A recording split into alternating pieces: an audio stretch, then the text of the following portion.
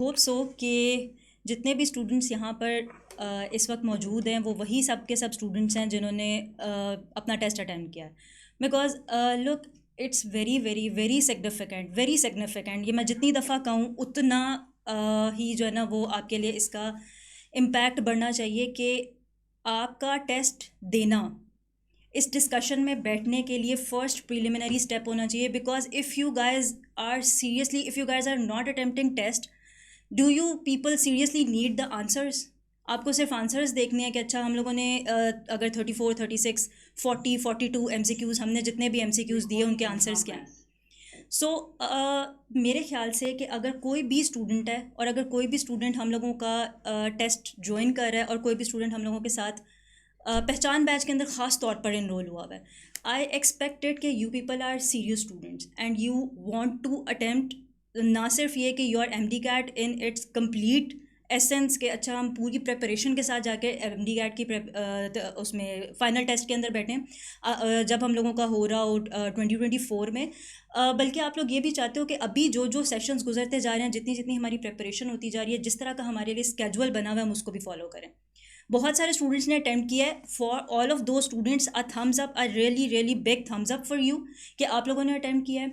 जिन students ने attempt नहीं किया, दैट्स रियली बैड। अच्छी बात नहीं है कि आप लोगों ने टेस्ट अटेम्प्ट नहीं किया। और if you people are sitting in the discussion, इस वक्त मैं कोशिश यही करूँगी कि हम लोग इस पैटर्न के ऊपर चलें कि मैं आपके साथ MCQ को शेयर करूँ और आपको थोड़ा सा टाइम दूं कि आप उस टाइम के अंदर उसका आंसर मार्क कर लो। अपने पास एक पेपर रखो, अपने पास एक पेंसिल रखो इस टाइम पर ज़रूर, ठीक, और आंसर्स को साथ साथ मार्क करते जाओ ताकि हम लोग इस चीज़ को साथ साथ देखते जाएं कि अच्छा अगर किसी बच्चे ने उस वक्त अटैम्प्ट नहीं किया था, अभी अटैम्प्ट करता है तो उसका क्या स्कोर बनता है। Because at the end of the day guys what matters, what actually matters, सिर्फ और सिर्फ एक चीज़ कि जब आप एक सिमुलेशन की प्रैक्टिस और एक सारी की सारी प्रैक्टिस ऑफ MD-CAT की प्रिपरेशन में से गुजर के एक फ़ाइनल एग्ज़ाम के अंदर जाकर बैठो तो आप इतने कॉन्फिडेंट हो कि आपको किसी किसी किस्म का कोई मसला ना हो उस टेस्ट में बैठ के, जो कि इंशाल्लाह नहीं होगा if you guys are actually going to seriously take all of the steps जो आपको जिस तरह से गाइड किए जा रहे हैं।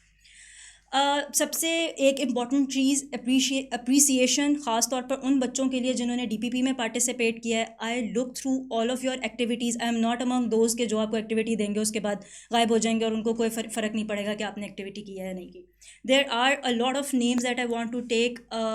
Mohammad Irtaza, you did the best work, आपको मैंने अप्रिशिएट भी किया है, ठीक। फिर उसके बाद मरियम गौस हैं, आई थिंक अरूब हैं, फिर उसके बाद और बहुत सारे स्टूडेंट्स हैं, बहुत बहुत बहुत ढेर सारे स्टूडेंट्स हैं। I had the list, I should have kept it with B.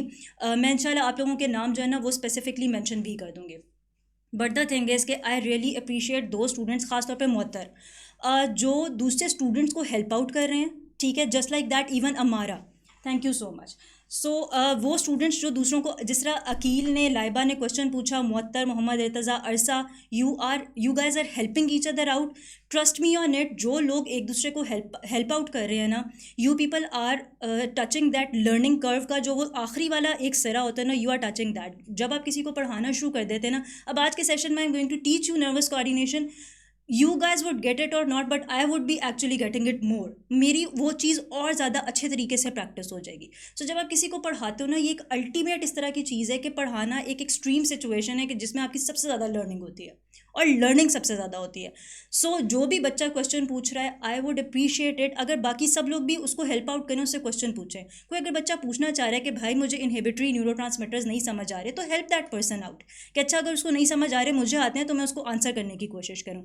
So specifically DPP के लिए Nida, Huma, Asra, Habiba, Aabru, Rixi, I am sorry I do not know how to pronounce your name, आप इसको मुझे एंड पर बता देना if you have actually joined the session. Fakiha, Mariyam Ghaus, Amna Khan, Abdurrahman, Sara, और जिनके ये निक्स हैं, rainbow, cotton candy and Nushi, all of you did a brilliant work in your DPP। मैंने आप सबके DPPs देखे एंड आई होप इट कि आप सिर्फ आज ये दिसंबर में बैठ के नहीं करोगे, बल्कि आप ये through out the Pehchaan batch का सेशन जारी रखोगे।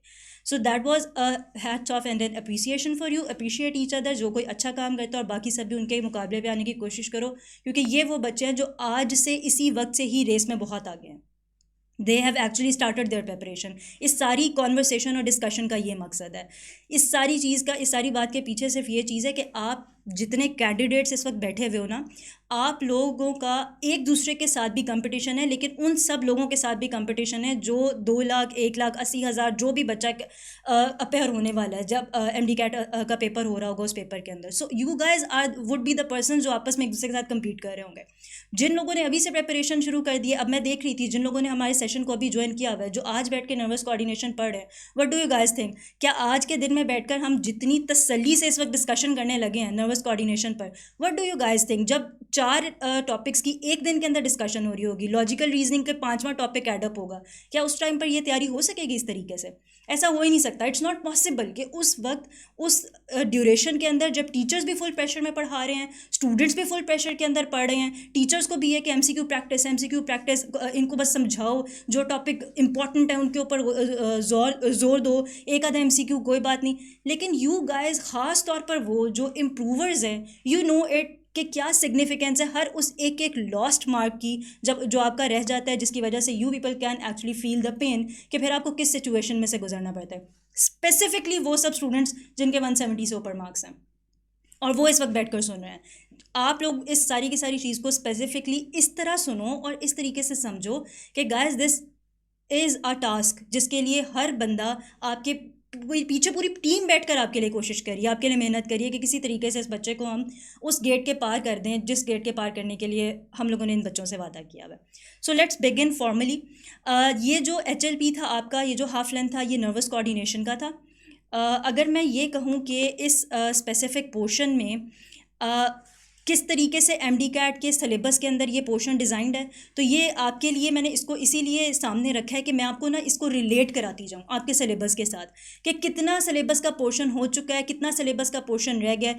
द थिंग इज़ कि होता पता क्या है, जब हम एंड पर बैठते हैं तो एंड पर बहुत सारे बच्चे कह रहे हैं ये तो हमने पढ़ा ही नहीं था, ये तो हम पहली दफ़ा कॉन्सेप्ट देख रहे हैं. सो मैं कोशिश ये करूँगी कि आज के बाद भी जितनी हम लोगों की डिस्कशंस होंगी, जितनी भी डिस्कशंस में हम लोग एक दूसरे के साथ लाइव जा रहे होंगे, जितनी डिस्कशंस भी हम लोग एक दूसरे के साथ जूम पर कर रहे होंगे, all of the students of Pehchaan batch who have enrolled in the Pehchaan batch and have started your preparation, एक और काम करो, अपने सामने एक हार्ड कॉपी की फॉर्मेट में, सॉफ्ट कॉपी की फॉर्मेट में, whatever you people like, जिसके साथ तुम लोग कंफर्टेबल हो, सिलेबस की कॉपी करके रख लो ताकि तुम लोग टिक मार्क करते जाओ मेरे साथ कि हम लोग बायोलॉजी में से क्या क्या चीज़ कवर कर चुके हैं.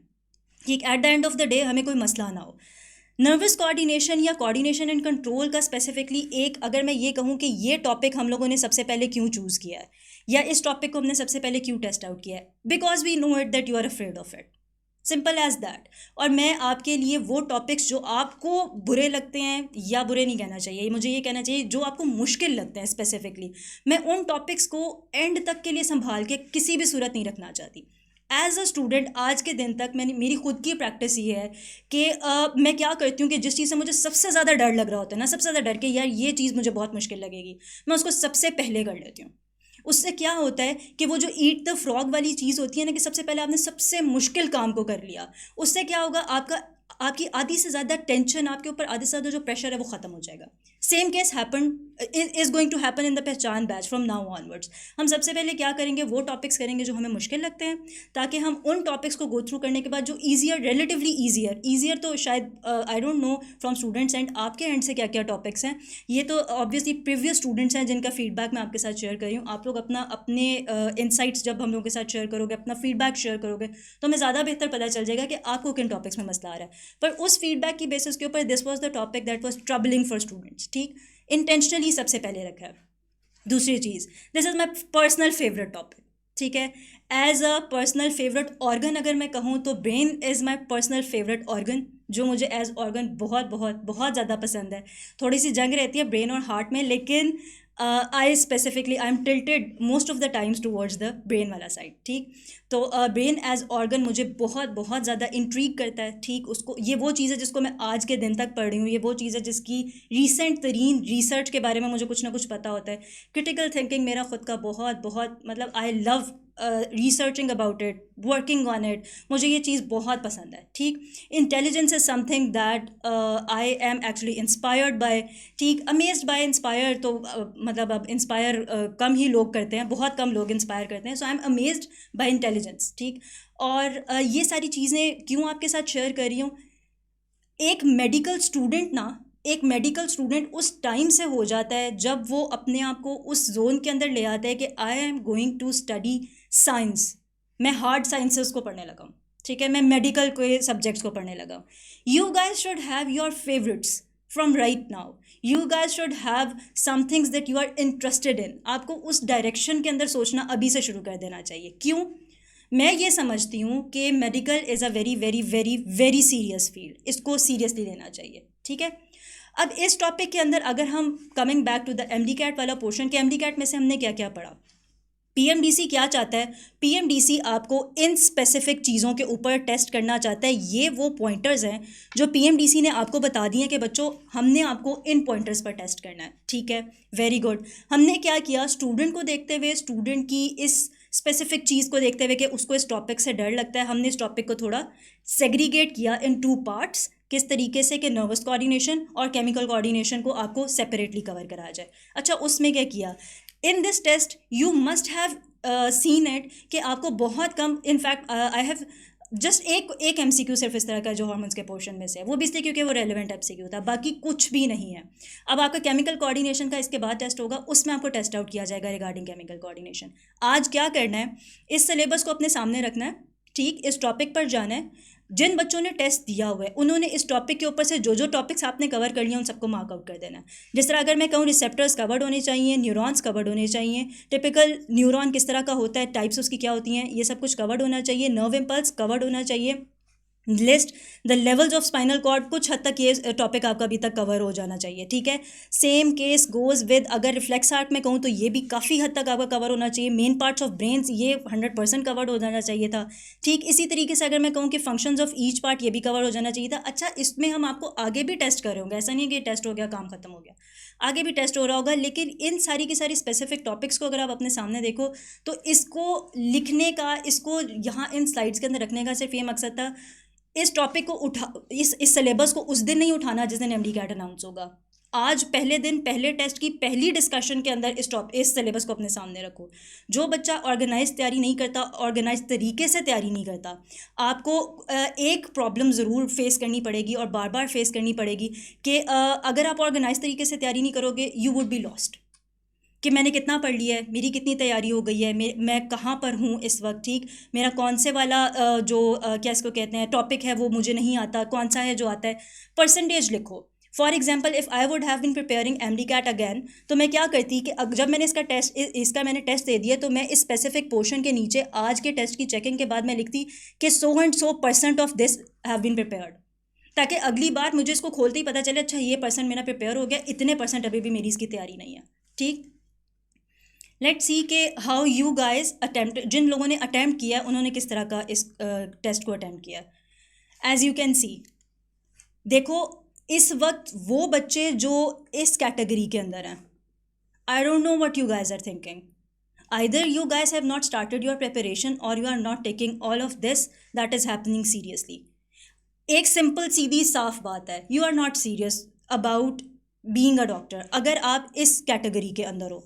क्योंकि गलतियां हों, ठीक है, समझ आता है, कुछ टॉपिक समझ नहीं आए, समझ आता है, मुझे ये कैटेगरी समझ आ रही हैं, ठीक है, फिर भी मुझे समझ आ रही है. लेकिन मुझे ये 2 कैटेगरीज बिल्कुल भी समझ नहीं आ रही कि इन लोगों ने इतनी जहमत ही क्यों फिर गवारा किया कि ये टेस्ट भी करें.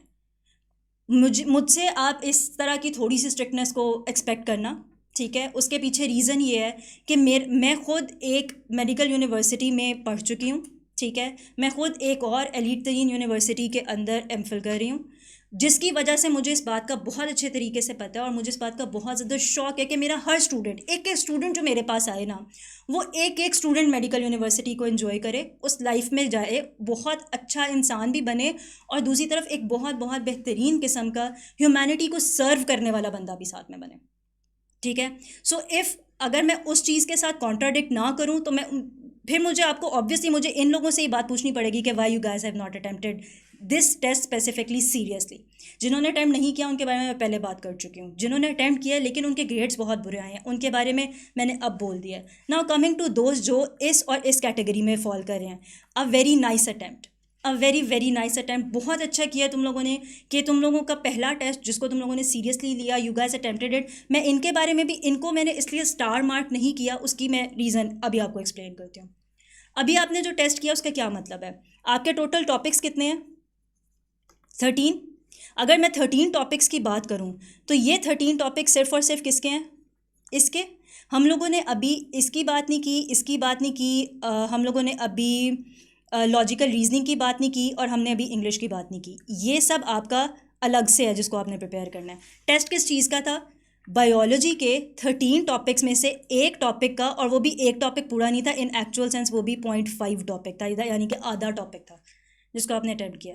सो इसलिए मैंने सिर्फ थोड़ा बहुत वो जो किया कि अच्छा चलो ठीक है कोई बात नहीं, कुछ नहीं होता, इन बच्चों ने एटलीस्ट बहुत अच्छी कोशिश की है। सो दोज 43 स्टूडेंट्स, वो 40 जो ए ग्रेड में है और वो 3 जो A+ ग्रेड में है, I want all the students that are rest of the students in this category to specifically, जब आपके पोर्शन वाइज टेस्ट हो रहे हैं। रीज़न क्या है?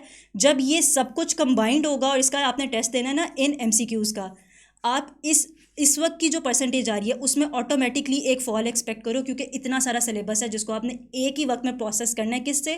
My favourite organ, brain, right? और that would be processing all of that information in the specific time, जो एक सेम सिमिलर पैटर्न पर जो आपके पास टेस्ट आया होगा MD-CAT का उसमें। That's why people fail in MD-CAT, that's the reason people fail in MD-CAT।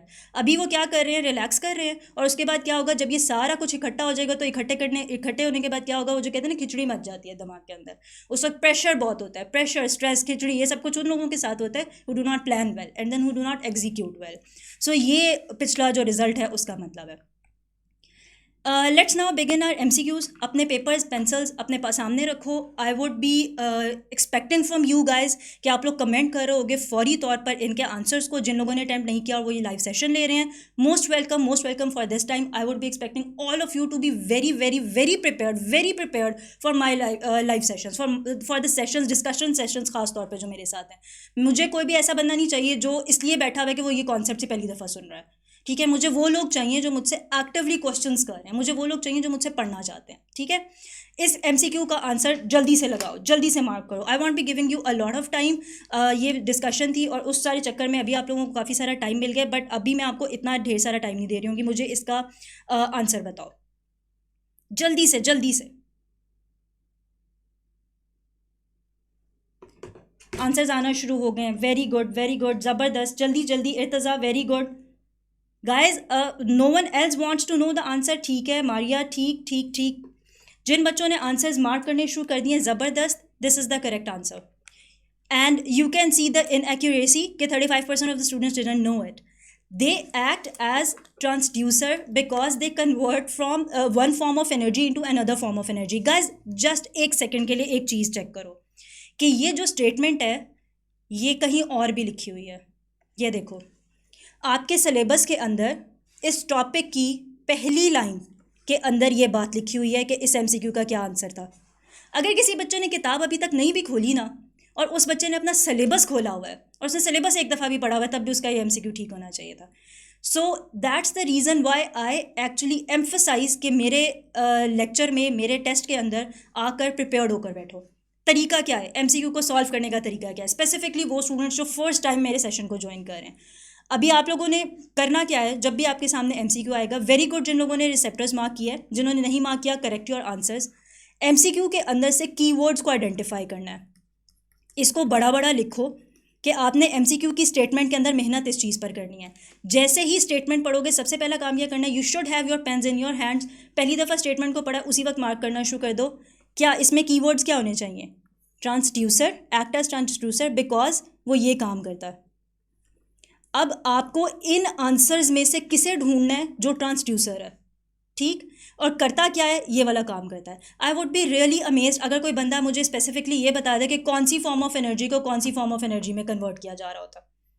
If someone among the students who are attending, कोई एक बच्चा भी जल्दी से मुझे ये बता दे कौन सी फॉर्म ऑफ एनर्जी को कौन सी फॉर्म ऑफ एनर्जी में कन्वर्ट कर रहा है। जो हमारे रिसेप्टर्स हैं वो, उनको क्यों कहा जाता है ट्रांसड्यूसर? बेसिकली आपके सामने लिखा हुआ है बट एनर्जीज नहीं लिखी हुई हैं, ठीक है? Light energy to electrical energy. अच्छा, इलेक्ट्रिकल का को थोड़ा सा एक्सप्लेन करो, इलेक्ट्रिकल को थोड़ा सा डायरेक्ट आंसर पर पहुंचो बच्चों। डायरेक्ट आंसर ये है कि जो एक फॉर्म ऑफ एनर्जी होगी वो क्या होगी? वो कोई भी स्टिमुलाई होगा। ठीक है, आप लाइट बोल रहे हो, कुछ भी बोल रहे हो, कुछ भी बोल रहे हो, आप स्टिमुलस बोल रहे हो कोई भी, ठीक है। और दूसरी फॉर्म ऑफ एनर्जी क्या होगी, कोई भी उसको इम्पल्स में चेंज कर देना, दैट्स इट, ठीक है। तो ये डायरेक्ट मैं वर्ड जा रही थी, लेकिन you have got the just, आपको इस बात का पता है, ज़बरदस्त, ये बहुत बहुत ज़बरदस्त बात है, ठीक है, कि you guys actually knew it. Next पर चलते हैं, और अब हम क्या करेंगे, हमारी प्रैक्टिस क्या रहेगी, मैं जैसी स्टेटमेंट दिखाऊंगी आप लोग क्या करोगे, आप फौरी तौर पर कीवर्ड्स को देखोगे अपने सामने, और अपने सामने कीवर्ड्स का सिर्फ पहला पहला लफ्ज़ लिख के जल्दी से आंसर करना है, ठीक है। फ्रॉम नाउ ऑनवर्ड्स स्पीड थोड़ी तेज़ रखनी है, क्योंकि I want to cover a lot of things for with you guys right now. तो क्या करना है, हम ज़रा थोड़ा जल्दी जल्दी स्पीड में चलेंगे। Which of the following is not a mechanoreceptor, जल्दी से बताओ फटाफट, ज़बरदस्त, रॉड्स एंड कॉन्स, क्यों, क्योंकि बाकी तीनों कैटेगोरिकली नाम ही मैकेनोरिसेप्टर्स के हैं, ठीक है, ये तीनों मैकेनोरिसेप्टर्स हैं। अगर मैकेनोरिसेप्टर्स क्या होते हैं, अगर कोई जल्दी से सिर्फ ये बता दे मैकेनोरिसेप्टर्स क्या, कौन से वाले रिसेप्टर्स होते हैं, टाइप्स ऑफ रिसेप्टर्स में अभी जानबूझकर नहीं पूछ रही है कितनी टाइप्स के रिसेप्टर्स होते हैं, वो उनको सारों को एक्सप्लेन करो, सिर्फ मैकेनोरिसेप्टर्स एक वर्ड में बताओ, मैकेनोरिसेप्टर्स कौन से वाला रिसेप्टर होता है जो टच एंड पेन, फोटो है ये, मैकेनिकल, ये एक आंसर, ज़बरदस्त ज़बरदस्त मोहतर, ज़बरदस्त। इर्तज़ा ने भी अच्छा सही बिल्कुल ठीक जवाब दिया, मरियम सना, पेन नहीं, पेन नहीं, ठीक है। और पेन के लिए कौन से वाला होता है, पेन के लिए मैकेनोरिसेप्टर नहीं होता, पेन रिसेप्टर्स अलग होते हैं, ठीक है। तो guys this is the thing that you have to actually remember, types of receptors. अच्छा, कौन कौन सा कॉन्सेप्ट सीधा होना चाहिए, ये देखो टॉपिक फॉर रिवीजन क्या है। जिस बच्चे को आइडेंटिफाई नहीं हो रहा, जो आइडेंटिफाई नहीं कर पा रहा, वो क्या करे, वो फौरी तौर पर अपने इस टॉपिक को जाकर रिवाइज करे, और अपने पास इस वक्त साइड पर रख ले कि मुझे एक दफ़ा दोबारा रिसेप्टर्स को रिवाइज करना है, मुझे एक दफ़ा दोबारा से रिसेप्टर्स को पढ़ना है। Let's go to the next MCQ, फटाफट से आंसर अगैन, कीवर्ड्स मार्क करने हैं और जल्दी से आंसर देना है। Dash receptors in the carotid and aortic arteries of um, tetrapods, ठीक है। टेट्रापॉड्स में have important roles in the regulation of blood pressure, जल्दी से बताओ, ज़बरदस्त। जिन बच्चों ने आंसर कर दिया है ज़बरदस्त, बिल्कुल ठीक है अरीबा, वाई नॉट दीज, ये वो ऑप्शन थी जो जानबूझकर डाली गई थी ताकि आप कंफ्यूज हो और आप एक्चुअल में ए को मार्क करो, और अभी आप देखना इनएक्यूरेसी में कि कितने लोगों ने ए को मार्क किया होगा। वाई नॉट दीज, अगर कोई बच्चा जल्दी से बता दे कि ए क्यों नहीं है। बुक लाइन, अच्छा चलो ठीक है, अगर तुम बुक लाइन कहना चाहते हो, book line I guess, look this is not the right term in this right specific statement, ठीक है। Pressure receptors obviously pressure receptors होते हैं, लेकिन प्रेशर रिसेप्टर्स और stretch receptors both are a little bit different, ठीक है। तो इसलिए इसको स्पेसिफिकली यहाँ पर मेंशन करने का मकसद ही ये था, और ए पर रखने का खास तौर पे, बिलीव यू मी, अभी इस वक्त इस बात को भी लिख लो, MCQs के अंदर बच्चों को कंफ्यूज करने का सबसे आसान तरीका, because I have been an instructor, मैं एग्ज़ाम्स बच्चों के बनाती रही हूँ केई में, ठीक है, केई में मैं लेक्चरर रही हूँ और मैं वहाँ पर बच्चों को पढ़ाती रही हूँ। सबसे आसान तरीका MCQs में बच्चों की गलत ऑप्शन मार्क करवाने का क्या है, गलत ऑप्शन को ए पे रख दो। इतने बच्चे मार्क करते हैं ना, इतने बच्चे मार्क करते हैं, क्यों, क्योंकि दैट सीम्स ईजियर, कि अच्छा जल्दी से फटाफट आंसर पता चल गया है। लेकिन हमेशा जब भी कभी ख़ास तौर पर आपको आपके एग्जाम में बैठे हुए ए ऑप्शन करेक्ट लग रही है, do read rest of the options और उनको एक एक करके एग्जिट कराओ बाकी ऑप्शंस को, कि अच्छा पक्की बात है डी नहीं है, कन्फर्म सी नहीं है, पक्की बात है बी नहीं है, और फिर ए के ऊपर जाओ। अगर आपको फिर भी इस चीज़ के ऊपर डाउट है तो थोड़ा सा उसके ऊपर रुक कर सोच लो, क्योंकि ए ऑप्शन सबसे आसान चीज़ क्या होता है कि आप ऑप्शन ए दे दो और ए ऑप्शन के ऊपर क्या हो कि बच्चे फौरी तौर पर मार्क कर दें। और ये ख़ास तौर पर इससे पहले वाला जो MCQ था जिसमें नॉट था, आई थिंक मैं आपको एक दफ़ा दिखा दूँ, जिसमें नॉट था, ये नॉट मिस करवाना बहुत आसान, एक्सेप्ट वाले MCQs देना, ये इस तरह के MCQs हैं जो आपके साथ मेरे ख्याल से हर टीचर ही इस चीज़ को डिस्कस कर रहा होगा, ज़रूर कर रहा होगा डिस्कस, कि इन MCQs को गलत करवाना बहुत आसान है, and you can actually see what it worked, inaccuracy देखो, it works, it actually works. क्या होता है, बच्चे जल्दी से देखते हैं, कहते हैं प्रेशर स्ट्रेच एक ही तो बात है, और लिखा तो हुआ सामने प्रेशर, देखो प्रेशर के नीचे प्रेशर, बिल्कुल ठीक है, फटाफट कर दो मार्क, बबल फिल करो, अगले MCQ पर जाना है। सो गाइज क्या करना है, हमने इन पिटफॉल्स में नहीं गिरना। मैं आपको वो सारी चीज़ें बता रही हूँ जो as examiner, as instructor, as कह लो एज वो बंदा जिसने एमडी कार्ड भी दिया हुआ है, एज वो बंदा जिसने एग्जाम्स बनाए हुए हैं, मतलब जिसकी पूरी पिछले सारी की सारी ड्यूरेशन और अभी तक भी एजुकेशन के साथ पक्का पक्का वास्ता हो गया अब, ठीक है, मतलब अब कंफर्म वो वाली बात है कि अब एजुकेशन में से कहीं नहीं जाना। सो वो बंदा आपको ये बता रहा है कि what are the tricks in taking the assessments of students, उन स्टूडेंट की साइकोलॉजी को कैसे पकड़ते हैं, पढ़ते हैं, और किस तरह से जो टीचर्स हैं वो इंटेंशनली आपके लिए कंपेटिटिव बनाते हैं आपके किसी भी एग्ज़ाम को, ठीक है। जो जिन लोगों ने इनएक्यूरेट किया है, आई होप सो कि आप इसी एमसीक्यू के ऊपर आपने प्रेशर को ही किया होगा। टच को और कीमो रिसेप्टर्स को ये बनता नहीं था, क्योंकि जो लोकेशन बताई जा रही है, ख़ासतौर पर अगर आपने कीवर्ड को देखा है, फिर से वही बात मैं कह रही हूँ, आपने क्या करना है, आपने कीवर्ड को देखना है, कीवर्ड आपको बचा लेंगे, ठीक है, कीवर्ड आपको गलत ऑप्शन मार्क नहीं करने देंगे। अगर आपने कीवर्ड की लोकेशन देखी है, ठीक है, और आपने उसकी प्लेसमेंट देखी है, और फिर उसके बाद आपने इस चीज़ को पढ़ा है, तो आप कभी भी इस ऑप्शन को मार्क नहीं करोगे, फिर आप हमेशा अपनी करेक्ट ऑप्शन के ऊपर ही पहुंचोगे कि अच्छा इसका मतलब है कि इसकी यही वाली एक करेक्ट ऑप्शन बनती है। So let's move to the next one. अच्छा, ये प्रैक्टिस क्वेश्चंस हैं, ये मैंने रखे तो इसलिए थे कि जिन लोगों के क्योंकि इनएक्यूरेसी बहुत ज़्यादा आ रही थी, तो जिन एमसीक्यूज़ में आपकी इनएक्यूरेसी आई थी, आई वांटेड इट कि आप लोग वो अटैम्प्ट करो अभी मेरे साथ। लेकिन हम इस तरह करते हैं कि ये जो हम लोगों के पहचान बैच के स्टूडेंट्स, आपका जो एफबी कम्युनिटी ग्रुप बना हुआ है, मैं ये सारा कुछ उसमें शेयर करवा दूंगी, ठीक है। आप क्योंकि मैंने इसमें इतनी सारी मेहनत कर ली है, इतनी सारी चीज़ें आप लोगों के लिए इतनी ज़बरदस्त डाल दी हैं कि आई एक्चुअली वांटेड कि ये पूरी की पूरी स्लाइड्स आपके पास जाएँ, और मुझे इसमें कोई दिक्कत नहीं है कि स्लाइड्स मैं शेयर कर दूँ, ठीक है। मतलब एज ए टीचर मैं स्लाइड्स को बिल्कुल वो पकड़ के अपने पास के स्लाइड्स मेरा कोई बहुत अनमोल तोहफा है, मैं उस तरह नहीं रखती हूँ। I do share my slides, ठीक है। और इसमें इतनी ढेर सारी चीज़ें आगे अभी आपके पास आ रही हैं कि वो मैंने शेयर किया कि I want this to be shared with you. So हम प्रैक्टिस क्वेश्चंस अभी नहीं करेंगे, मैं इन प्रैक्टिस क्वेश्चंस को स्किप करती जाऊंगी, ठीक है।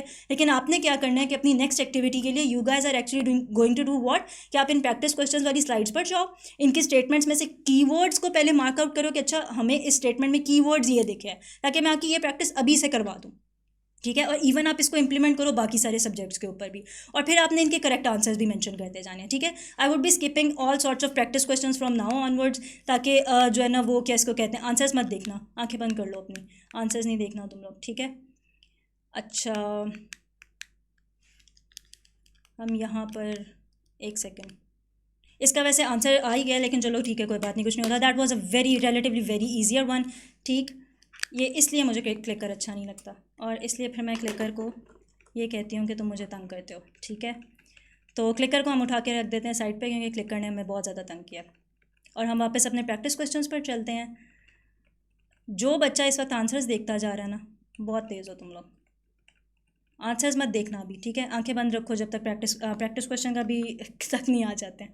चलो खैर, इसलिए कहते हैं कि बच्चे आंसर्स अगर आप मतलब अगर आप टेस्ट अटेम्प्ट करके आए होते हैं अभी इस वक्त, मुझे इतनी खुशी होती है कि जितने स्टूडेंट्स इनरोल, मुझे नंबर ऑफ स्टूडेंट्स इनरोल दिख रहा है, उतना ही अटेम्प्टेड टेस्ट की भी मेरे पास आती। जब मेरे पास वो शीट आती है ना कि इतने बच्चों ने अटैम्प्ट नहीं किया, तो सीरियसली बहुत दुख होता है, बहुत बहुत बहुत दुख होता है मुझे एज अ टीचर कि क्यों बच्चे क्यों अटैम्प्ट क्यों नहीं कर रहे हैं। मतलब उनको एमसीक्यूज अटैम्प्ट, और अगर एमसीक्यूज अटैम्प्ट नहीं कर रहे तो क्या कर रहे हैं, इन मीनवाइल क्या कर रहे हैं ये लोग। सो क्या चीज़ है कि एमसीक्यू क्या है, the chief structural and functional unit of nervous system is, मेरे ख्याल से ये 5वीं के बच्चे को भी पता होना चाहिए, ठीक है।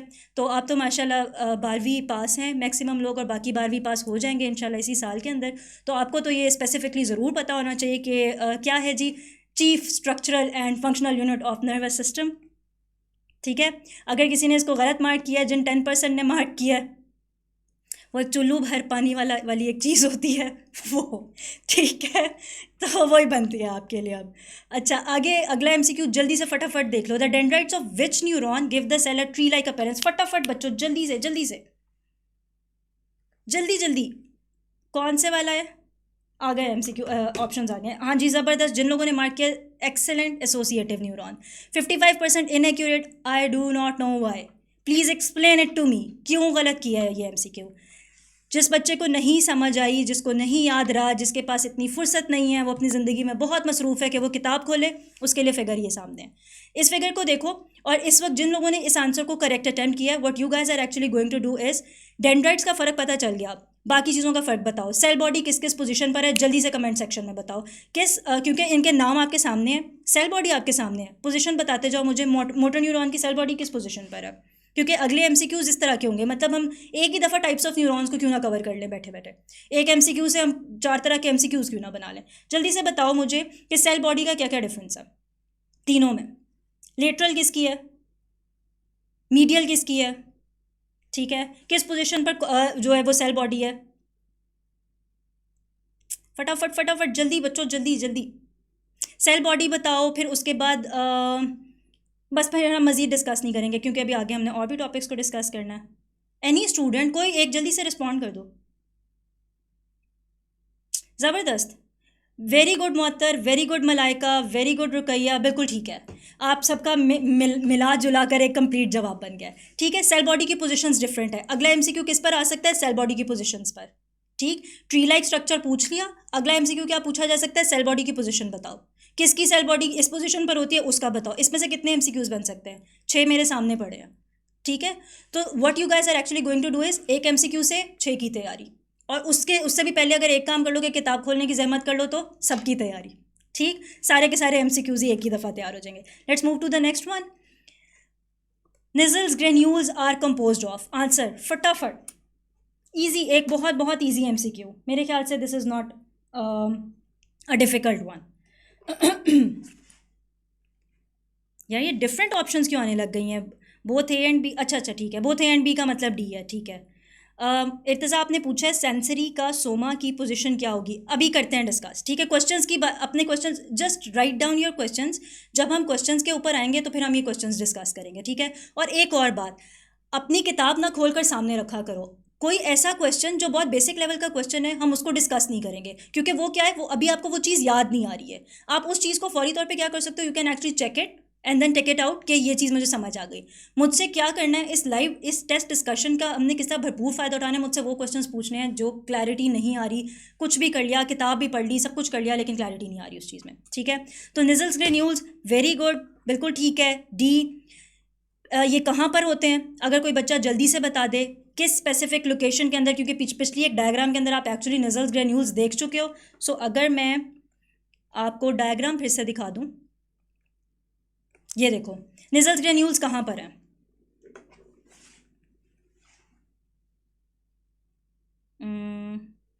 ज़बरदस्त, वेरी गुड। सी क्या हो रहा है, एक दफ़ा पहले हमने टेस्ट प्रिपेयर कर लिया, अब हमने क्या करना शुरू कर दिया है, अब हम लोग जैसे जैसे तैयारी करते जा रहे हैं, हमने निजल्स ग्रेन्यूल्स के एक एमसीक्यू से क्या किया, हमने एक एमसीक्यू से ये पता कर लिया Nissl's granules are composed of what and what, ठीक। अब हमने दूसरी चीज़ ये देख ली कि वो कहाँ पर हैं, ठीक, वो किस जगह पर हैं, किस स्पेसिफिक लोकेशन पर निजल्स ग्रेन्यूल्स हैं, they are in the cell body and you are very right about it, शाबाश। इसी तरीके से एक्टिव रहना है throughout the session, 30% inaccurate, so brace yourself जिन्होंने करेक्ट आंसर लिखा है, because people are actually doing it incorrect right now, ठीक है। So you are actually going ahead, आप इन बच्चों से आगे जा रहे हो और आपकी प्रेपरेशन जल्दी शुरू करने से आपको फ़ायदा हो रहा है। Schwann cells are neuroglial cells present in, एक इन्फॉर्मेशन आपको दे दिया, एक आपसे पूछिए, जल्दी से आंसर बता दो, जल्दी से आंसर बता दो। इस एमसीक्यू में से भी 2 बन सकते हैं, but I just need the correct answer first, ठीक है। बच्चे आंसर में क्या करो, ऑप्शन लिखो ताकि आपको टाइप कम करना पड़े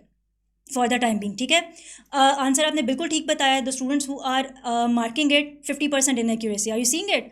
आई डू नॉट नो कि अगर किसी ने इसको ये मार्क, क्योंकि हुआ क्या है, देखो पता है कि अच्छा ये दोनों तो नहीं है, लॉजिकली नहीं है। जिस बच्चे ने नर्वस कोऑर्डिनेशन को ज़िंदगी में कभी भी बैठ के पढ़ा है उसको पता होगा ब्रेन और प्लाज्मा मेम्ब्रेन नहीं है। एक और tip for the MCQs biology के आपके लेवल के, इंटरमीडिएट के लेवल के बच्चों के एग्जैक्टली इसी तरह होते हैं कि 2 ऑप्शंस का सवाल ही पैदा नहीं होता और बाकी 2 में से जो सवाल पैदा होता है उसका जवाब ही नहीं दिया जाता, ठीक है। तो ये जो सवाल है ए और बी ऑप्शन का, कि ए और बी ऑप्शन में से कौन से वाली ऑप्शन करेक्ट होनी थी, या तो ये सिस्टम होगा या ये सिस्टम होगा, दोनों में से कौन सा होगा। जिसने कर दिया ए उसका ऑप्शन, उसका क्या हो गया, उसका एमसीक्यू गलत हो गया। So are you actually seeing it कि फिर से दोबारा करेक्ट वाली ऑप्शन कौन सी है, correct option is B option, not A option.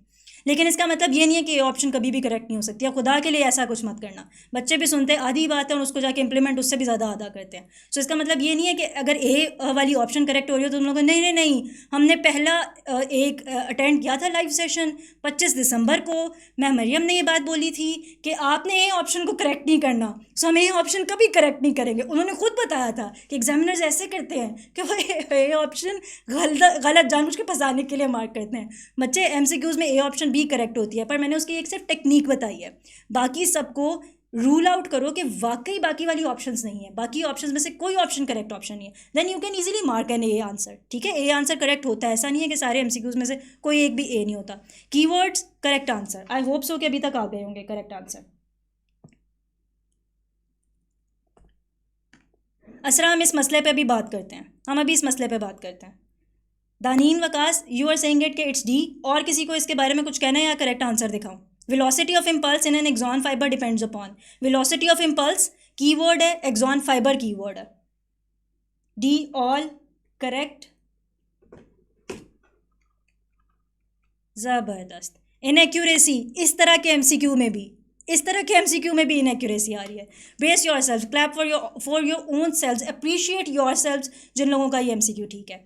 Larger और thicker the axon, the speed of nerve transmission is. Larger, thicker, keywords axon, speed of nerve, you know it, you know the rest. ठीक है, just ज़बरदस्त ज़बरदस्त. यही speed चाहिए मुझे आपसे, faster. Inaccuracy देखो, आई डू नॉट नो जिस बच्चे ने ये इनकरेक्ट किया है, मैं आपको 1 मिनट, एक बल्कि कुछ देर का ये ना टाइम दे रही हूँ, या फिर ऐसा करते हैं एंड पे ही करते हैं, अभी नहीं करते. जिस बच्चे ने ये इनकरेक्ट किए हैं, उन्होंने ये इनकरेक्ट क्यों किए हैं, शेयर इट विद अस. ठीक है, हमारे साथ शेयर करो. हम क्या करेंगे, हम आपकी इस प्रॉब्लम को ना अभी इसी वक्त बैठकर सॉर्ट आउट करते हैं कि भाई ये ऑप्शन क्यों नहीं हो सकती थी, इस ऑप्शन को कैसे तुमने गलत कर दिया या इसको कैसे मार्क कर दिया. देखो, ऑब्वियस बात है, एक ऑप्शन रूल आउट हो गई. इन दोनों में से कोई ऑप्शन होनी थी या ये होनी थी. कांस्टेंट इसलिए रूल आउट होगी कि अगर उसने इतनी मेहनत करके एक एमसीक्यू बनाया और उसकी लॉजिक बन रही है तो स्लो या फास्ट ही होगा, कांस्टेंट नहीं है. ठीक है, मतलब इस एमसीक्यू की स्टेटमेंट को पढ़ के कम अज़ कम इतनी बात समझ आनी चाहिए. तो फास्टर या स्लोअर में से अगर देखेंगे क्या है, तो अगर किसी ने स्लो मार्क किया है तो भाई धनिया भी है, मतलब जाग जाओ, हद हो गई है. मतलब कैसे हो सकता है ऐसे. लार्जर और थिकर है एक्सॉन, और स्पीड ऑफ ट्रांसमिशन तुम लोग कह रहे हो कि स्लो हो जाएगी, ऐसा कैसे होगा. अच्छा, ओके फाइन, कोई बात नहीं, तुम लोग की किस्मत, इसका आंसर मार्क हो गया. अच्छा, potassium ions are dash fold higher in concentration inside the neuron than outside. अच्छा, एक चीज़ यहाँ पर डिस्कस कर लेते हैं. अब इसका आंसर तो तुम लोगों ने देख लिया, मतलब इजी था, चलो कोई बात नहीं, कुछ नहीं होता. एक चीज़ ये डिस्कस कर लेते हैं कि जब हम लोग कोऑर्डिनेशन के चैप्टर को पढ़े होंगे, जब हम नर्व ट्रांसमिशन को पढ़े होंगे, हम इम्पल्स को पढ़े होंगे, हम साइनेप्स को पढ़े होंगे, तो हमने कुछ आइंस का ध्यान रखना है. उन आइंस को अभी लिख लो. सोडियम, पोटेशियम, कुछ हद तक कैल्शियम. ठीक है, और अभी फ़िलहाल यही रखते हैं. ठीक है, फिर आगे जाके जब इसके ऊपर बहुत सारे एमसीक्यूज़ आने लग जाएंगे, आपने ये नोटिस किया होगा कि इसके ऊपर बार बार एमसीक्यूज़ पूछे गए हैं, ख़ास तौर पर आपके इस टेस्ट के अंदर. क्यों? क्योंकि यही वो चीज़ है जिसके ऊपर डराना बहुत आसान है. ठीक है, इसके ऊपर डराना इतना आसान है ना, सोडियम और पोटेशियम के ऊपर मतलब एक बच्चे को ना 10,000 दफ़ा डराया जा सकता है.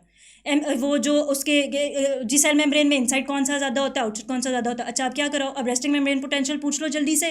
अच्छा, आप क्या कराओ, हाइपर पोलराइजेशन करा दो. कुछ ना कुछ करा के आपसे क्या पूछा जा रहा है बार बार, इन्हीं दोनों स्पेसिफिक आइंस की आपसे कभी कॉन्सेंट्रेशन पूछी जा रही है, कभी इनकी प्रेजेंस पूछी जा रही है, कभी पूछी जा रही है कि सेल में से बाहर कौन आएगा, सेल में से अंदर कौन जाएगा. तो अभी हम क्या करने वाले हैं, अभी हम कुछ देर के अंदर बड़े ज़बरदस्त तरीके से एक सिमुलेशन को भी देखने वाले हैं जो हम लोगों को ये नर्व कंडक्शन करके दिखा देगी. एक दफ़ा मतलब हमारे ना तसल्ली हो जाएगी दिल को कि क्या हो रहा है, और हमारे सामने भी आ जाएगी. I would also be sharing that with you, ताकि आप लोग खुद भी उसको बैठकर खुद इंप्लीमेंट भी करो और खुद करके देखो भी कि यार ये देखो ये हमारे सामने हो रहा है. ठीक है, सो अगर किसी ने 20 का ऑप्शन मार्क की हुई है तो that is the correct option. ज़बरदस्त, बहुत अच्छा किया. For every 4 potassium ions that are actively transported inward dash sodium ions are pumped out. ज़बरदस्त ज़बरदस्त ज़बरदस्त. कुछ लोग करेक्ट बता रहे हैं मेरे ख्याल से, जिनके करेक्ट ऑप्शंस हैं ना उन्होंने ही टेस्ट दिया हुआ है. ठीक है, बाकी सारों ने टेस्ट इसीलिए अटैम्प्ट ही नहीं किया हुआ. ठीक, लेकिन अगर किसी का इनकरेक्ट है तो अभी डरने की ज़रूरत नहीं है. जितनी गलतियां हम लोग आज के दिन में बैठ के ठीक कर लेंगे ना, वो गलतियां अभी सिर्फ आज के दिन में नहीं ठीक हो रही होंगी, वो इंशाल्लाह ताला. अच्छा, पता है आपको, ये एक इंसान की साइकोलॉजी के अंदर बात है. जो चीज़ आप अपनी गलती से सीखते हो ना, या जो भी कुछ आप गलत करके सीखते हो, वो आपको ज़िंदगी में कभी नहीं भूलता. ये मेरा एक्सपीरियंस है एज अ पर्सन कह लो, एज अ स्टूडेंट कह लो आज के दिन तक, कि जो मेरी एक गलती होती है ना, एक गलती से लास्ट मंथ मेरे 0.25 मार्क्स कटे. कितने मार्क्स? 0.25 मार्क्स कटे. और मुझे वो गलती इतनी अच्छी तरह से याद हो गया कि ज़िंदगी में शायद कभी भी मैं नींद में से एकदम जाग के भी वो गलती नहीं करूँगी. शायद मेरे बाकी के नंबर कटे, बाकी की दोबारा से मैं गलतियाँ कर दूँ, लेकिन वो जो 0.25 है ना, वो मुझे अभी भी याद है. और वो अभी इस वक्त तक भी मुझे पेन कर रहा है कि मैं वो 0.25 I could have gained it, that was so easy, लेकिन वो गलती हो गई. ठीक। तो जिन लोगों का गलत हो रहा है अभी इस वक्त घबराने की ज़रूरत नहीं है, आप अपनी गलतियां अभी बैठ के करेक्ट कर लोगे, बिलीव यू मी, आप बहुत बहुत बहुत भला कर लोगे अपने आप का, एटलीस्ट इस टाइम के ऊपर, ठीक है। So let's move to the next one. In polarise state neuron is at, this is a very very easy one, इसको तो जल्दी जल्दी बताओ, फटाफट बताओ।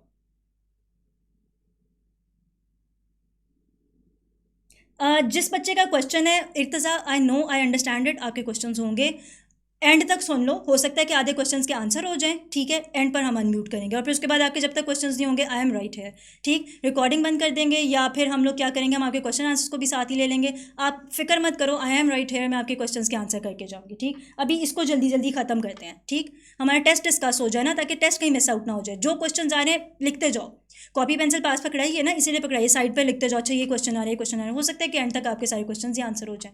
In polarize state neuron is at, yes exactly, it's at rest. See, inaccurate होता है ये भी बच्चों का, जल्दी से इसका बता दो। Major processes that contribute to the negative resting potential are, options, I need the correct options.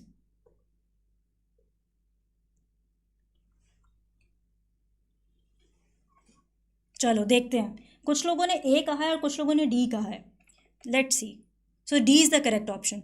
अगर किसी ने ए कहा है तो उसको समझ आ गया कि ये किस तरह से बीच में आउटवर्ड डिफ्यूजन। देखो एक्टिव एक्सचेंज किसका हो रहा है, एक बात बड़ी सिंपल सी है, major process that contribute to the negative resting potential कौन कौन से होते हैं। एक्सचेंज ऑब्वियस बात है, एक्टिव एक्सचेंज हो रहा है सोडियम और पोटेशियम का, लेकिन आउटवर्ड डिफ्यूजन किसकी हो रही है। अगर वो आउटवर्ड डिफ्यूजन देखा जाए और ये बात पता हो कि आउटवर्ड डिफ्यूजन पोटेशियम आयंस की हो रही है, see I told you it is very very easy, बहुत आसान है। आयंस के ऊपर कंफ्यूज करना सबसे ज़्यादा आसान बात है, ठीक। और इसके ऊपर एमसीक्यूज इसीलिए intentionally you are seeing it कि इसके ऊपर एमसीक्यूज ज़्यादा दिए गए हैं, क्योंकि मुझे ये बात पता है कि you would be doing what this, इसको इनएक्यूरेट करोगे किसी लेवल पर बैठकर। सो इंशाल्लाह हम क्या करते हैं, हम ना एक आगे आएगा, हम एक ग्राफ के ज़रिए इस सारी चीज़ को भी समझ भी लेते हैं कि क्या हो रहा है, किस सिचुएशन में हो रहा है, ताकि हम लोगों को ये चीज़ें दोबारा कभी ना भूलें। If stimulus is not capable to excite और fail to arise any response in a neuron then it is called, अच्छा एक तो ये देखो, दूसरी चीज़ ये देखो कि बाकी सारा कुछ एक ही उसी जोन में ही जा रहा है, एक्साइट और fail to arise any response in a neuron, not capable, बस दो कीवर्ड्स हैं। अच्छा ठीक है, किसी ने भी ए नहीं मार्क किया, क्यों, बड़े तेज़ हो तुम लोग, किसी ने भी ए ऑप्शन मार्क नहीं की।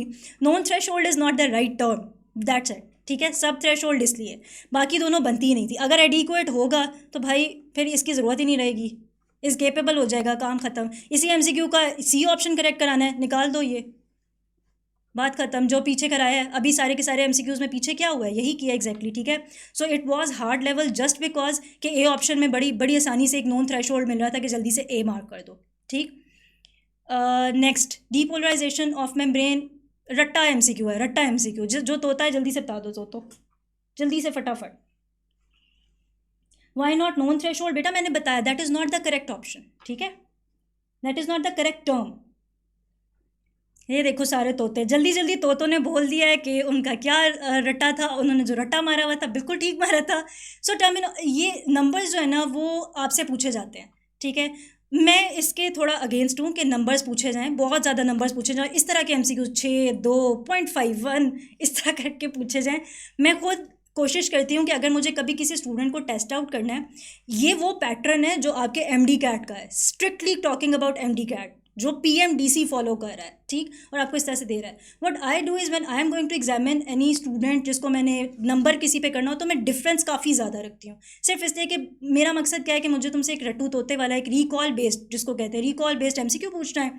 तो रिकॉल बेस्ड के लिए ज़रूरी नहीं है कि उसको इस किस्म की ऑप्शंस दी जाएं, ठीक है। तो what I would have done, मैं 6 मेरी सेकंड्स कहती 2 to 3 कहती, फिर उसके बाद 10 कहती, 15 कहती, ताकि आप जल्दी से रिकॉल करके मुझे सिर्फ करेक्ट अमाउंट बता दो। लेकिन दिस स्पेसिफिक पैटर्न, ख़ास तौर पर जो लोग इम्प्रूवर्स हैं, do tell your batchmates, do tell your जो आपके फेलो स्टूडेंट्स हैं कि क्या इस तरह की एमसीक्यू की ऑप्शन आती हैं या नहीं आती, जल्दी से बताओ, इस तरह के एमसीक्यू की ऑप्शन आती हैं या नहीं आती हैं, जिनमें इतनी करीब वाली ऑप्शंस होती हैं कि 0.55 0.15 इस तरह की ऑप्शंस एग्जैक्टली आती हैं, ठीक है। तो ये उसके पैटर्न को फॉलो करें। So apologies. As an assessor, as an educator, मुझे ये बात अंदर से कभी कभार खलती है कि ऐसे MCQs नहीं पूछने चाहिए, जाती है। लेकिन अभी हम MD कैट की तैयारी करें तो हम ये सारी चीज़ें उठाकर साइड पर रख देंगे और हम क्या करेंगे, हम ऐसे MCQs की भी तैयारी करेंगे। जिस बच्चे को ये अमाउंट नहीं आती, आप अमाउंट्स में वीक हो, you are actually a person जो शायद अमाउंट्स इतनी अच्छी याद नहीं करता। लेकिन क्या करो, एक टिप दे देती हूँ मैं, इसको भी अगर आप लिखना चाहते हो तो आप लिख लो कि व्हाट आई डिड, ठीक है, या what I do as a student. बाकी लोग भी अपने कमेंट्स में अपने फेलोज़ के साथ शेयर कर लेते हैं अगर आपके पास कोई बड़ी अछूती टिप है कि आप कैसे नंबर्स याद करते हो। मैं क्या करती हूँ कि जो चैप्टर है ना, उसका जो फर्स्ट पेज होता है उसके ऊपर जितनी भी अंदर अमाउंट्स होती हैं उसके ऊपर अमाउंट्स लिखकर वो सारी अमाउंट्स एक कॉलम की फॉर्म में लिख लेती हूँ। जिस तरह मैं क्या करती, अगर मैं आपकी जगह मैं तैयारी कर रही होती इस वक्त, तो मैं क्या करती, डीपोलराइजेशन ऑफ मेम्ब्रेन, बस इतना लिख के डीपोलराइजेशन मेम्ब्रेन आगे लिख देती 2 to 3, ठीक। और इस चैप्टर के अंदर आने वाली सारी के सारी नंबर्स, सारे नंबर्स जो मुझे याद नहीं होते वो मैं फर्स्ट पेज पे चिपका देती। क्यों? क्योंकि मुझे भी रिकॉल बेस्ड MCQs बहुत बुरे लगते हैं, बहुत बहुत बहुत बुरे लगते हैं, ठीक है। और वो जो तोते वाली चीज़ें होती हैं ना, वो ज़रा मुझसे, I also struggle with that, ठीक है। So I know what you feel like. तो मैं क्या करती हूँ, मैं कॉन्सेप्चुअल चीज़ों में मैं बहुत ज़बरदस्त हूँ। मुझे कॉन्सेप्चुअल चीज़ें जितनी मर्जी पूछ लो मुझसे, उसके ऊपर पूरी की पूरी रात लेक्चर ले लो, मैं दे दूँगी। लेकिन जो रिकॉल बेस्ड है ना, रट्टे वाली कि अच्छा ये चीज़ पूछ लो, ये चीज़ पूछ लो, उसमें मुझे खुद को बहुत उलझन होती है उसको आंसर करने में। सो उसको क्या, उसका क्या तरीका है, बार बार बार बार बार बार उसको पढ़ना, उसको देखना, विजुअल सेंसिटाइजेशन कराना। क्योंकि आपका ब्रेन क्या करता है, the brain that is my favourite organ, वो क्या करता है, जो चीज़ वो बार बार देखता है, बार बार देखता है, उसको वो अपने अंदर एक इमेज की फॉर्म में रख लेता है। जिस तरह आपको पेपर के अंदर बैठकर एक चीज़ महसूस होती होगी कि ये वाली बात ना, वो बात नहीं याद आती है, ऑल दो लाइक बच्चों को आती है ना, लाइक बच्चों को वो बात नहीं याद आ रही होती कि एक ये बात ना वो चैप्टर के अंदर ना फलां लाइन पर ना उल्टे हाथ वाले सफ़े पे ना बिल्कुल नीचे करके लिखी हुई थी, लेकिन ये नहीं याद आ रहा होता कि बात क्या लिखी थी। सो आपका दिमाग क्या करता है, दिमागी, your brain is very smart, very very very smart, ठीक। वो क्या करता है, वो विजुअल जो उसको बार बार दिख रहे होते हैं ना, उनको अपने अंदर सेव करना शुरू कर देता है। अगर आप उसकी रिटेंशन बढ़ाना चाहते हो, what I do as a student is कि जब मुझे अपने ब्रेन की रिटेंशन को, क्योंकि I actively work on my brain, ठीक, तो मैं क्या करती हूँ, अगर मुझे ब्रेन की रिटेंशन बढ़ाना है तो मैं 3 काम करती हूँ कि उसको मैक्सिमम स्टिम्युलाई पहुँचाती हूँ। नर्वस कोऑर्डिनेशन पढ़ रहे हैं हम, ठीक है, तो हम अपने ऊपर भी इंप्लीमेंट करेंगे साथ साथ। क्या करो, मैक्सिमम स्टिमुलाई पहुंचाओ। जैसे विजुअल कैसे पहुंचा रहे हो कि हमने पेज के पहले पहले किताब के पहले सफ़े के ऊपर अमाउंट्स लगा दी, रिकॉल बेस्ड है, याद नहीं हो रही, ठीक। विजुअल सेंसिटाइजेशन हो गई। बोल कर क्या करो, उसको दिमाग तक पहुंचाओ। अब क्या करो, एक और स्टिम्युलाई दोबारा से पहुंचा रहे हो दिमाग तक, क्या कि मैं इसको याद करूँ 2 to 3 milliseconds, 2 to 3 milliseconds. लेकिन साथ साथ एक और बात हो रही है, मैं बोल तो रही हूँ, सुन भी रही हूँ, एक और स्टिमुलर ब्रेन तक पहुंचा है। और ब्रेन क्या कहता है, वो जो ग्रूव होता है, अगर कोई मुझे उस ग्रूव का नाम बता दे कि ब्रेन के ग्रूव का क्या नाम होता है, जल्दी से बताओ, ब्रेन के ग्रूव का क्या नाम होता है। चलो अगर किसी को याद नहीं आ रहा तो मैं ऑप्शन बता देती हूँ। ऑप्शन बताऊँ या याद आ गया? करीब हो, करीब हो, करीब हो, फिशर करीब हो, करीब हो, गायराए या सेक्यूलाए, बहुत करीब ले आई हूँ मैं। हाँ, ज़बरदस्त ज़बरदस्त यार। गायराए जो है ना, अच्छा नहीं, ये वैसे गलत आंसर बताया, सेक्यूलाए होता है। गायराए, अभी मैं इसको भी याद करने का तरीका बताती हूँ। गायराए और सेक्यूलाए को आपस में डिफ्रेंशिएट करके कैसे याद करो। ब्रेन क्या कहता है, उस फोल्डिंग के अंदर ना जो स्पेसिफिक फोल्डिंग होती है जिसको हम सेक्यूलाए कहते हैं, उसको हम गायराए नहीं कहते हैं, ठीक है। गायराए इज़ द प्रोमिनेंट पोर्शन, ये वाला पोर्शन गायराए है, ठीक है। और सेक्यूलाई क्या है, जो इसके साथ से ऐसे करके यूं करके अपने हाथ बनाओ और याद करो कि ये वाला पोर्शन सेक्यूलाई है, ठीक है। और मैंने इसको किस तरह से याद किया हुआ था कि ये देखो एस बन गया, जो एस बन रहा है ना वो सेक्यूलाई है, ठीक है। और जो फोल्डिंग है ना ये वाली, ये गायरा है। और जी की पोजिशन ना ऐसी होती है, सिंपल, ठीक है। अब याद रहेगा, अब आई होप सो कि याद रहेगा। देखो कुछ समझ आया, जल्दी से बताओ मुझे रिस्पॉन्ड करके कि समझ आया कि इसको किस तरीके से याद करना है। हरियप हरियप हरियप हरियप, ज़बरदस्त। ऐसे याद करना हमने चीज़ों को, ठीक है। इस तरह हम लोग एक दूसरे के लिए इंशाल्लाह इन सारे सेशंस में क्या करेंगे, हम एक दूसरे के लिए चीज़ों को आसान बनाएंगे। Because I am going to learn a lot from you too, ठीक है। मुझे तुम लोग क्या सिखाने वाले हो, कौन कौन सी टीचिंग टेक्निक्स अच्छी है, जिस तरह से अभी मुझे समझ आएगा तुम लोगों के सेशन को अटेंड करने के बाद, तुम लोगों की इसकी इम्प्लीमेंटेशन से, कि इन एक्चुअल सेंस मेरी टीचिंग स्किल्स कितनी ज़बरदस्त हैं, ठीक है, और कितनी बिल्कुल माठी हैं, उनके ऊपर काम करने की ज़रूरत है। जल्दी से बच्चों ऑप्शन देखो और मार्क करो, कीवर्ड्स देखो। Repolarise neuron undergoes a refractory period to restore, option क्या है करेक्ट, कीवर्ड्स बच्चे।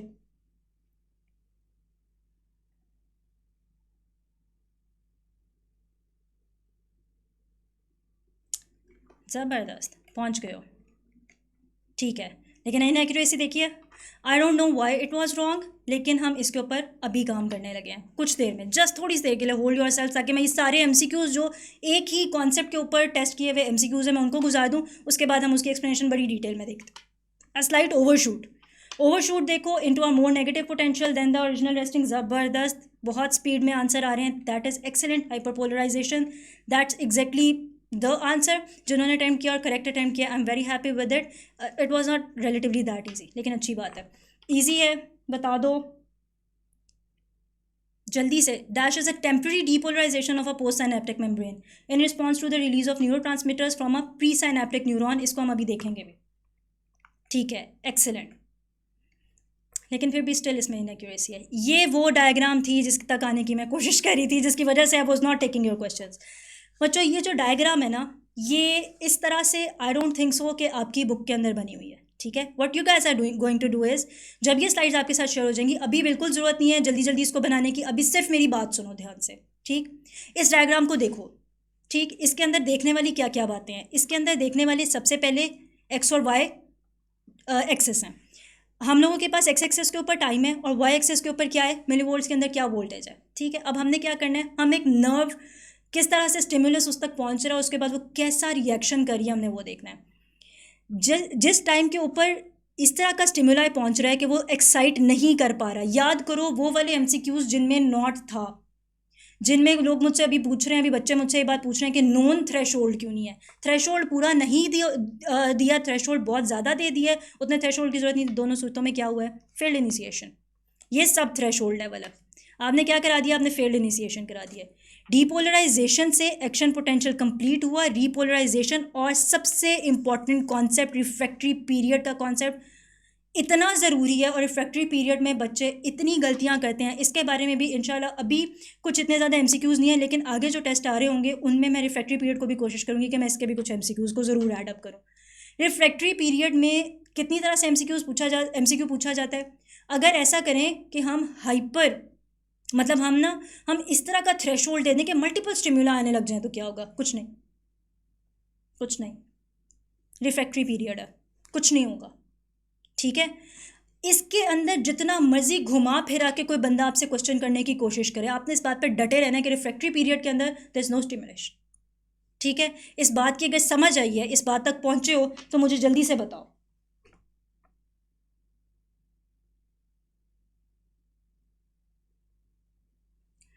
और किसी स्टूडेंट को विजुअल इशू आ रहा है, और कोई ऐसा स्टूडेंट है जिसको मैं नज़र नहीं आ रही हूँ. मैं भी रिपीट करती हूँ बेटा, पहले मुझे जल्दी से ये बता दो, कैन यू पीपल सी मी. जिस बच्चे को भी समझ नहीं आया मैं बताती हूँ, मैं भी फिर से बता देती हूँ, कोई मसला नहीं है. ठीक है, कोई बात नहीं. स्क्रीन स्टक हो रही है अभी, अब इस वक्त अगर यू पीपल कैन सी मी तो दैट्स ग्रेट. ठीक, अच्छा अभी क्या चीज़ है बेटा, जिसको मैं नज़र नहीं आ रही हूँ, रिकनेक्ट. आप दोबारा से कनेक्ट कर लो, हो सकता है कि आपकी साइड के ऊपर, आपके एंड के ऊपर कुछ इशू आ रहा हो. ठीक है, मैं रिपीट करती हूँ, जल्दी से देखो. ये बहुत इंपॉर्टेंट कॉन्सेप्ट है, इसीलिए I was up to it कि मैं ये डायग्राम सारे एमसीक्यूज़ गुजर जाए, उसके बाद मैं ये कॉन्सेप्ट आपको बता दूँ. रिफ्रैक्टरी पीरियड का एमसीक्यू बार बार पूछा जाता है, अगली बार आपसे भी पूछे जाएंगे. इस बार मेरे ख्याल से कि शायद एक आधा आए, शायद नहीं आए. रिफ्रैक्टरी पीरियड के बारे में एमसीक्यू क्या पूछा जाता है कि अगर रिफ्रैक्टरी पीरियड के दौरान स्टिम्युलाई की अमाउंट इंक्रीज कर दी जाए तो क्या बिहेवियर होगा नर्व का, न्यूरॉन के ऊपर ही रहते हैं, न्यूरॉन का क्या बिहेवियर होगा. क्या न्यूरॉन उस टाइम के ऊपर उस स्टिम्युलाई को रिस्पॉन्ड करेगा, नहीं करेगा. इस क्वेश्चन को, इस कॉन्सेप्ट को आपसे पूछने के कई तरीके हैं, कई तरह की स्टेटमेंट्स हैं जो आपको दी जा सकती हैं. रिफ्रैक्टरी पीरियड के ड्यूरेशन को, इस स्पेसिफिक टाइम को अपने जहन के अंदर रखकर इस कॉन्सेप्ट को क्लियर कर लो कि रिफ्रैक्टरी पीरियड वो ड्यूरेशन है जिसके अंदर स्टिम्युलाई के ऊपर किसी किस्म का कोई रिस्पॉन्स न्यूरॉन नहीं दे रहा, क्योंकि वो क्या कर रहा है उस ड्यूरेशन के अंदर, वो जो एक्सचेंज ऑफ आइंस, जो न्यूरोट्रांसमीटर्स रिलीज हुए में उनके न्यूरोट्रांसमीटर्स डिफ्यूज़ हो रहे हैं. ठीक है, किस स्पेस के अंदर डिफ्यूज़ हो रहे होंगे न्यूरोट्रांसमीटर्स, स्पेस बताओ, कौन सी वाली स्पेस है जिसके अंदर न्यूरोट्रांसमीटर्स रिलीज होते हैं और फिर उसके बाद वो डिफ्यूज हो रहे होंगे. हाँ हाँ ठीक है, सही है, बिल्कुल ज़बरदस्त ज़बरदस्त ज़बरदस्त, this is exactly the space. इसके भी कॉन्सेप्ट आगे से आने वाले हैं। इस ड्यूरेशन के अंदर किसी स्टिमुलाई के ऊपर किसी किस्म का कोई भी, किसी भी स्टिमुलाई के ऊपर किसी किस्म का कोई भी एक्शन नहीं आ रहा होगा। कन्फ्यूजन क्या होती है बच्चों को, जब ये दो लफ्ज़ यूज़ करके डीपोलराइजेशन, रीपोलराइजेशन जैसा कुछ एक लंबी सी स्टेटमेंट बनाई जाती है। लंबी सी स्टेटमेंट बनाकर उसके अंदर क्या किया जाता है, टेस्ट करना होता है रिफ्रैक्टरी पीरियड को। आपने क्या करना है, एमसीक्यू के अंदर ये देखना है, अच्छा डीपोलराइजेशन रीपोलराइजेशन की बात तो की जा रही है, लेकिन कहाँ जाकर वो बात खत्म हो गई है, और अब एग्जामिनर टेस्ट हमें रिफ्रैक्टरी पीरियड पर कर रहा है। इसके ऊपर हमेशा जब भी कभी मैंने देखा एमसीक्यू आया उसको टेस्ट किया गया, क्योंकि ये एक आसान ऑप्शन है कि रिफ्रैक्टरी पीरियड के अंदर किसी किस्म का कोई स्टिमुलाई के ऊपर कोई रिस्पॉन्स नहीं आ रहा होता, इतनी सी बात है, लेकिन उसके ऊपर घुमाने की वो जो है क्या इसको कहते हैं, क्योंकि उसके कॉन्सेप्ट को चेक करना होता है, तो क्या किया जाता है, साथ में डीपोलराइजेशन या रीपोलराइजेशन रिलेटेड कोई ना कोई बात कर दी जाती है, जिसकी वजह से क्या होता है, you guys actually got your self, मतलब अपने पाँव पे खुद को कुल्हाड़ी मारते हो, अपने आप को खुद कंफ्यूज कर लेते हो, और इन दोनों में से किसी ऑप्शन को मार्क कर देते हो। अगर रीपोलराइजेशन की इन्फॉर्मेशन दी हुई है और डीपोलराइजेशन ऑप्शंस में, तो आप क्या कहते हो, इतनी लंबी बात पूछी है, रिफ्रैक्टरी पीरियड की तो नहीं पूछी होगी। एग्जामिनर ने इतनी मेहनत की है हम लोगों से एक बात पूछने में, तो एक रेस्ट, मतलब एक वापस अपने आप को, जिसको कहते हैं कि वापस एक स्टेट में लाने वाली, मतलब रिफ्रैक्टिव पीरियड के बारे में क्यों पूछेगा, इतनी सी तो लाइन लिखी हुई है बुक में इसके बारे में नहीं पूछी गई होगी। तो आप क्या करते हो, you automatically go towards depolarisation. अगर डीपोलराइजेशन की बताई थी तो रीपोलराइजेशन। हमने क्या करना है, हमने इस चीज़ से कैसे बचना है, मैं दोबारा लिख रही हूँ, जितनी स्लाइड्स के ऊपर जितनी दफ़ा लिखना पड़ेगा, अभी से लेकर until and unless you go to your MD-CAT का सेशन, मैं ये वर्ड बार बार लिखूँगी। कीवर्ड्स, हमने कीवर्ड्स आइडेंटिफाई करने हैं। जिस तरह मैं अभी बोल रही हूँ कि ये बात तो इन्फॉर्मेशन, श्वानचल्स वाले MCQ में मैंने क्या बोला, ये बात तो इन्फॉर्मेशन है, आगे से पूछ क्या रहे हो मुझसे, वो उस पर आओ, कीवर्ड पर आओ कि मुझसे पूछा क्या जा रहा है, फौरी तौर पर कीवर्ड पर पहुंचना, कीवर्ड पर पहुंचने के हमने आंसर को मार्क करना है। ठीक है, I hope so this was clear to you. If this was not, इसका मतलब ये है कि इस टॉपिक को एक दफ़ा रिवाइज करने की ज़रूरत है। इसका मतलब ये है कि हमें एक्शन पोटेंशियल को बहुत बहुत बहुत बहुत और फिर से दोबारा बहुत ध्यान से पढ़ना है। ठीक है, और हमने एक्शन पोटेंशियल को पढ़ते हुए इस बात को याद रखना है कि यार एक्शन पोटेंशियल का ना एक पूरे का पूरा साइकिल है। जिस तरह आसान लफ्ज़ों में समझो, अभी मैं क्या कर रही हूँ, मैं इस वक्त आपसे बात कर रही हूँ, आप क्या कर रहे हो, आप मुझे सुन रहे हो। अभी जिस तरह एकदम से एक बच्चे ने कहा कि मुझे, उसको मैं दिखना बंद हो गई, ठीक है, वो बच्चा कह रहा है कि जी मुझे आप नज़र नहीं आ रही हैं, इसका मतलब क्या हुआ, स्टिमुलस बंद हुआ। उस पर उसने क्या किया, कौन से वाला स्टिमुलस बंद हुआ, विजुअल। किसने किया होगा, फोटो रिसेप्टर। फोटो रिसेप्टर करता है जो आपके विजुअल जो स्टिमुलस है उनको रिसीव। फोटो रिसेप्टर जो रिसीव कर रहा था ना, बार बार बार बार बार बार स्टिमुलस बंद हो गया। ठीक, उसने क्या किया, उसने एकदम से अच्छा देखा नहीं नज़र आ रही, उसने फिर से दोबारा कंफर्म किया, देखा नहीं नज़र आ रही, क्या हुआ, उससे पहले क्या था, न्यूरॉन आराम से, उसके न्यूरॉन्स आराम से कौन से रेस्टिंग स्टेट के अंदर बैठे हुए थे, अच्छा ठीक है यार, या वो ठीक है रिसीव करते जा रहे थे, एक्शन पोटेंशियल होता जा रहा था, एकदम से क्या हुआ, स्टिमुलस बंद हो गया। स्टिमुलस बंद हुआ, क्या हुआ, अब स्टिमुलस नहीं मिल रहा। जब स्टिमुलस नहीं मिल रहा तो क्या हुआ, अब ये नहीं है कि सॉरी सब में नहीं, अब इस वक्त स्टिमुलस बिल्कुल बंद हो गया, तो क्या हुआ, ठीक है, उसको कोई विजुअल कुछ नहीं दिख रहा। अब क्या हुआ, जब मैं फॉर एग्जांपल के उसी बच्चे की बात करें, दोबारा से स्टिमुलस मिलने लग गया, फोटो रिसेप्टर ने फिर से उसको रिसीव किया, रेस्टिंग मेम्ब्रेन की स्टेट में से दोबारा से न्यूरॉन ने उसको पिक किया, एक्शन पोटेंशियल पूरा हुआ, और फिर उसके बाद वो जाकर दोबारा से उसी स्टेट ऑफ कर्व के अंदर फिर से एक इस तरह से एक हार्ट बीट टाइप जिसको हम स्ट्रक्चर कहते हैं, उस तरह से दोबारा से एक्शन पोटेंशियल होने लग गया। It's that simple. Action potential को, रेस्टिंग मेम्ब्रेन पोटेंशियल को, हाइपर पोलराइजेशन को, सब थ्रेशोल्ड को, अगर आप सिर्फ इन लफ्ज़ों को ध्यान से पढ़ो ना, तो इस लफ्ज़ के अंदर इसका पूरे का पूरा मतलब, इसकी पूरी की पूरी डेफिनेशन छुपी हुई है। अगर ये बात जो मैंने अभी बोली है समझ आई है तो just comment it, hurry up, जल्दी से कमेंट करो, जल्दी से कमेंट करो, जो मैंने अभी बोला है समझ आया। इस टर्म के अंदर ये थ्रेशोल्ड के अंग्रेजी के लफ्ज़ के अंदर इसका मतलब छुपा हुआ है। सब थ्रेशोल्ड, ज़बरदस्त, सब थ्रेशोल्ड लफ्ज़ के अंदर उसका मतलब छुपा हुआ है, और वही हो रहा है, एग्जैक्टली वही हो रहा है। ठीक है, वही मैकेनिज्म है जो हो रहा है, डीपोलराइजेशन, रीपोलराइजेशन, एक्शन पोटेंशियल, सारे लफ्ज़ों के अंदर। रिफ्रैक्टरी पीरियड का क्या मतलब होता है, जिस पीरियड के अंदर अभी वो बच्चे गए हुए हैं जो E और F स्टेट वाले हैं, ये अभी भी रिफ्रैक्टरी पीरियड में है। इनको इतना बड़ा धचका लगा है, इतना बड़ा धचका लगा है, ख़ासतौर पर अगर वो इम्प्रूवर हैं, तो वो रिफ्रैक्टरी पीरियड में इसलिए गए हैं कि उनको बहुत ज़्यादा स्टिमुलस, मतलब वो मिल रहे हैं, लेकिन डांट पड़ रही है, मैं डांट रही हूँ, बाकी टीचर्स डांट रहे हैं, उनको कोई फ़र्क नहीं पड़ा, रिफ्रैक्टरी पीरियड के अंदर है, रेस्टिंग स्टेट में। हाँ ठीक है, सही है, डांट रहे हैं, कोई बात नहीं। उसके बाद रेस्टिंग स्टेट में रहेंगे कब तक, जब तक दोबारा से MD-CAT का वो जो है रोल नंबर स्लिप नहीं हाथ में आ जाती है, तब तक आराम से कौन से, तब तक उनका ये देखो ना, उनका ये पीरियड कितना प्रोलॉन्ग हो जाना है, और रेस्टिंग स्टेट में उनकी कितनी प्रोलॉन्ग हो जानी है। शायद ये रिफ्रैक्टिव पीरियड जल्दी से खत्म हो जाएगा, डांट डिफ्यूज़ हो जाती है, ठीक है। तो डांट वो न्यूरोट्रांसमीटर है जो रिलीज़ हो रहा है, डिफ्यूज़ हो गई, रेस्टिंग स्टेट रहेगी लंबी, ठीक। और एंड पे क्या होगा वो पता चलेगा, अल्लाह ना करे 2025 में, ठीक है।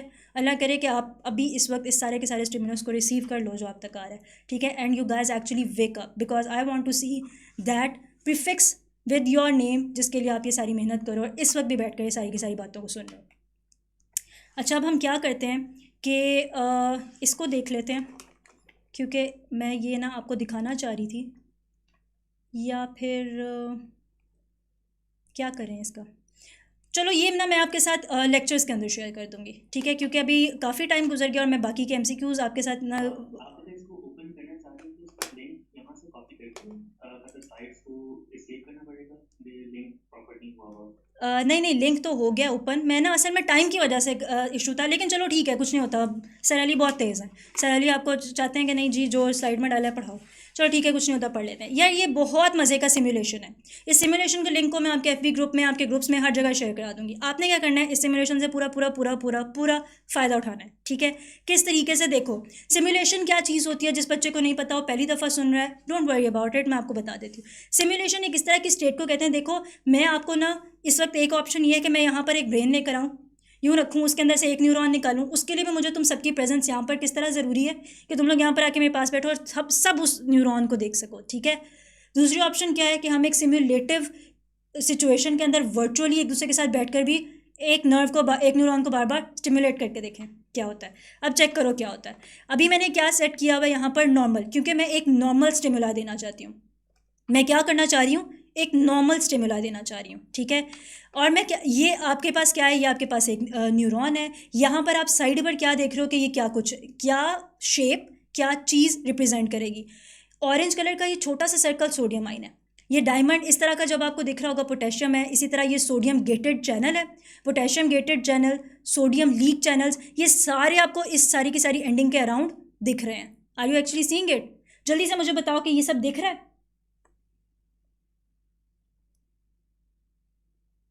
जल्दी से दिखाओ मुझे कि ये, वेरी गुड, ज़बरदस्त ज़बरदस्त ज़बरदस्त। देखो अभी मैंने क्या किया हुआ, अभी मैंने ऑप्शन में टिक मार्क किया हुआ कि सारे आयंस दिखाओ इनको, ठीक है, क्योंकि सोडियम और पोटेशियम आयंस बार बार पूछे जाएंगे, बार बार गलत करोगे उस एमसीक्यू पे मुझे गुस्सा आएगा देख देख कर गलत एमसीक्यू को। सो इसलिए व्हाट आई थॉट इज कि एक दफ़ा एक सिमुलेशन से करके दिखा दूँ, ठीक है।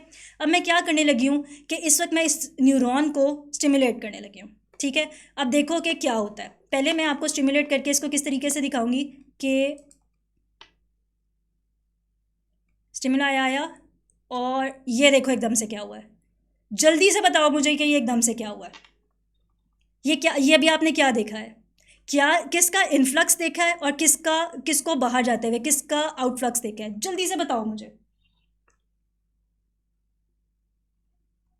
कमेंट।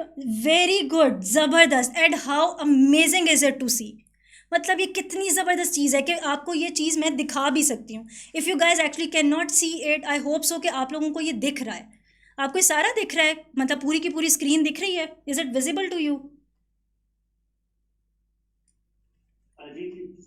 ज़बरदस्त, मतलब मैं ना इसकी पूरी की पूरी इसकी ये लिंक मैं शेयर करने वाली हूँ बस, इसके बाद तुम लोगों के साथ खेलते रहना सारी रात एक्शन पोटेंशियल के साथ। अच्छा, अब एक और चीज़ नोटिस करना कि वो जो बात मैं रिफ्रैक्टरी पीरियड वाली कर रही थी, अब देखो रिफ्रैक्टरी पीरियड क्या होता।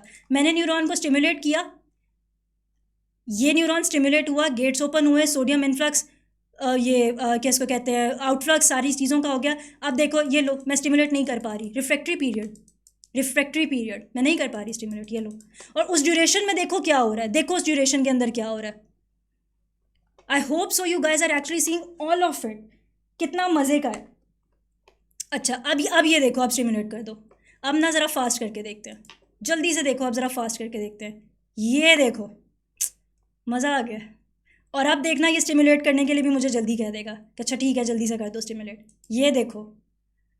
मतलब ये मुझे सिमुलेशन में आपको दिखाना था कि ये चीज़ें हैं जो हम पढ़ के देखने वाले हैं। अब मैं क्या चाहती हूँ कि ये मुझे ये सिखाए कि चार्जेस जो मैं अपने बच्चों को सिखाना चाहती हूँ, सोडियम क्या है, पोटेशियम क्या है, क्या चार्जेस होते हैं, ये वो सब कुछ बताए। उसने आपको चार्जेस दिखा दिए कि किस साइड के ऊपर कौन सा चार्ज है। और अब ये हमें कभी ज़िंदगी में इस तस्वीर के बाद, इस सिमुलेशन के बाद जो हम सामने देखें, अब ये हमें ज़िंदगी में कभी नहीं भूलना चाहिए. आई do not want any single MCQ from any single person जो इस वक्त बैठ के ये सेशन अटेंड कर रहा है कि अब अगर किसी का गलत हुआ ना तो मैं तुम लोगों को ढूंढूंगी और फिर ढूंढ के बताऊंगी कि इस MCQ को गलत नहीं करना था, इस पर बहुत मेहनत की थी. कॉन्सेंट्रेशंस देख लेते हैं, चेक करो हाउ ब्यूटीफुल, और चेक करो कैसे चेंज हुई हैं कॉन्सेंट्रेशंस. मतलब ज़बरदस्त यार. ये देखो उसने किस तरह आपको फौरी तौर पे कॉन्सेंट्रेशन चेंज करके दिखाई हैं. और अब एक मज़े का काम कर लेते हैं, आखिरी चीज़ जिससे हम लोगों की हवाइयाँ उड़ जाएंगी अगर कभी हमारे पास MCQ आ जाए और ग्राफ बना हुआ आ जाए MCQ के अंदर. लेकिन अगर किसी बच्चे की अब हवाइयाँ उड़ी तो मतलब ये देखो, ये तब से हम ये हरकतें कर रहे हैं. और अब सिर्फ और सिर्फ मैं ये चाहती हूँ कि तुम लोग एक दफ़ा क्या देख लो, एक दफ़ा चार्ट देख लो. ये देखो चार्ट किस तरह का है और कैसा दिख रहा है. ये वैसा ही है जो मैंने अभी आपको कुछ देर पहले दिखाया था. आपको क्या चीज़ पता होनी चाहिए, आपको क्या चीज़ समझ आनी चाहिए इस सारी चीज़ से कि अब दोबारा कभी भी हम लोग इसको गलत नहीं करेंगे. That's it. ये जो अभी मेरा गला बैठ गया ना, ये 10-15 मिनट में इतने जोशो जज्बे से सोडियम और पोटेशियम के साथ खेलते खेलते, अब अगर किसी स्टूडेंट का ये वाला MCQ गलत हुआ, यार go to it, play with it, play around, जिस तरह से भी खेलना है. किताब सामने रखोगे, उसके अंदर ये सब कुछ होता हुआ नहीं दिखेगा. सिमुलेशन इस चीज़ में बहुत ज़्यादा हेल्प करती हैं. मैंने क्या किया है, पहले मैंने आपको बोलकर बताया, आपने क्या किया, सुन लिया. लेकिन अभी आपने नहीं बोला, अपने साथ अकेले कमरे में बैठ जाओ. कुछ नहीं होता अगर घर वाले कह दें कि बच्चे MD कैट की तैयारी करते करते पागल हो गए हैं. इट्स ओके, कुछ नहीं होता. घर के कमरे में बैठ जाओ, कमरे में बैठ के ये सिमुलेशन अपने सामने रखो, किताब अपने सामने रखो, ग्राफ वाली स्लाइड निकाल लो और देखो क्या हो रहा है किस ड्यूरेशन के अंदर. और आपका ये कॉन्सेप्ट ऐसा क्लियर हो जाएगा ना कि इंशाल्लाह जिस वक्त आपको फिजियोलॉजी के लेक्चर के अंदर बैठकर दोबारा से ये चीज़ें पढ़ाई जा रही होंगी इंशाल्लाह इन योर मेडिकल स्कूल और in your medical university, medical school भी उसको कहते हैं, ठीक है. तो जब आपको दोबारा पढ़ाई जा रही होगी तो you would be the person जो कहेगा मैं बताता हूँ, एक मिनट, मैं मुझसे पूछो, मैं बताता हूँ, मैं आपको इसको आंसर करता हूँ. हाइपरपोलराइजेशन उल्टे हाथ का काम है, ठीक है. So this concept is going to be clear इंशाल्लाह for us from now onwards, ठीक है. प्रैक्टिस क्वेश्चन हम नहीं करेंगे. आंखें बंद कर लो जल्दी से, प्रैक्टिस क्वेश्चन के आंसर्स नहीं देखने, और जल्दी से इसका आंसर बता दो आंखें खोल के. The neurotransmitter which causes increase membrane permeability to. अब ये किसी ने गलत नहीं करना, ठीक है. टू एक न्यूरो ट्रांसमीटर है, बहुत आसान है, बहुत आसान नाम है, बहुत आसान नाम है यार. जिसको चार्ट नज़र नहीं आ रहा, I am going to share the link with you and you people can play around with it as you wish, जैसे खेलना चाहोगे, ठीक है. अगर वो चार्ट दिख गया ना जो मैंने पहले दिखाया था, तो ये चार्ट भी वैसा ही है, ठीक है. मेरे वाला ज़्यादा प्यारा था, जो मैंने इसके अंदर ऐड किया वो ज़्यादा प्यारा था. वेरी गुड, ज़बरदस्त, शाबाश, बहुत अच्छे बच्चे हैं, ठीक है. और आपने बिल्कुल ठीक आंसर बताया. ओके फाइन, कोई नहीं, ये वैसे भी आसान ही था. Epinephrine and non epinephrine are, ये क्या है? दोनों ऑब्वियस बात है कि ये न्यूरोट्रांसमीटर्स भी हैं और हार्मोन्स भी हैं, और न्यूरोट्रांसमीटर्स और PNS नहीं है. बोथ ए एंड बी इस तरह के MCQ पे देख के it should click to you.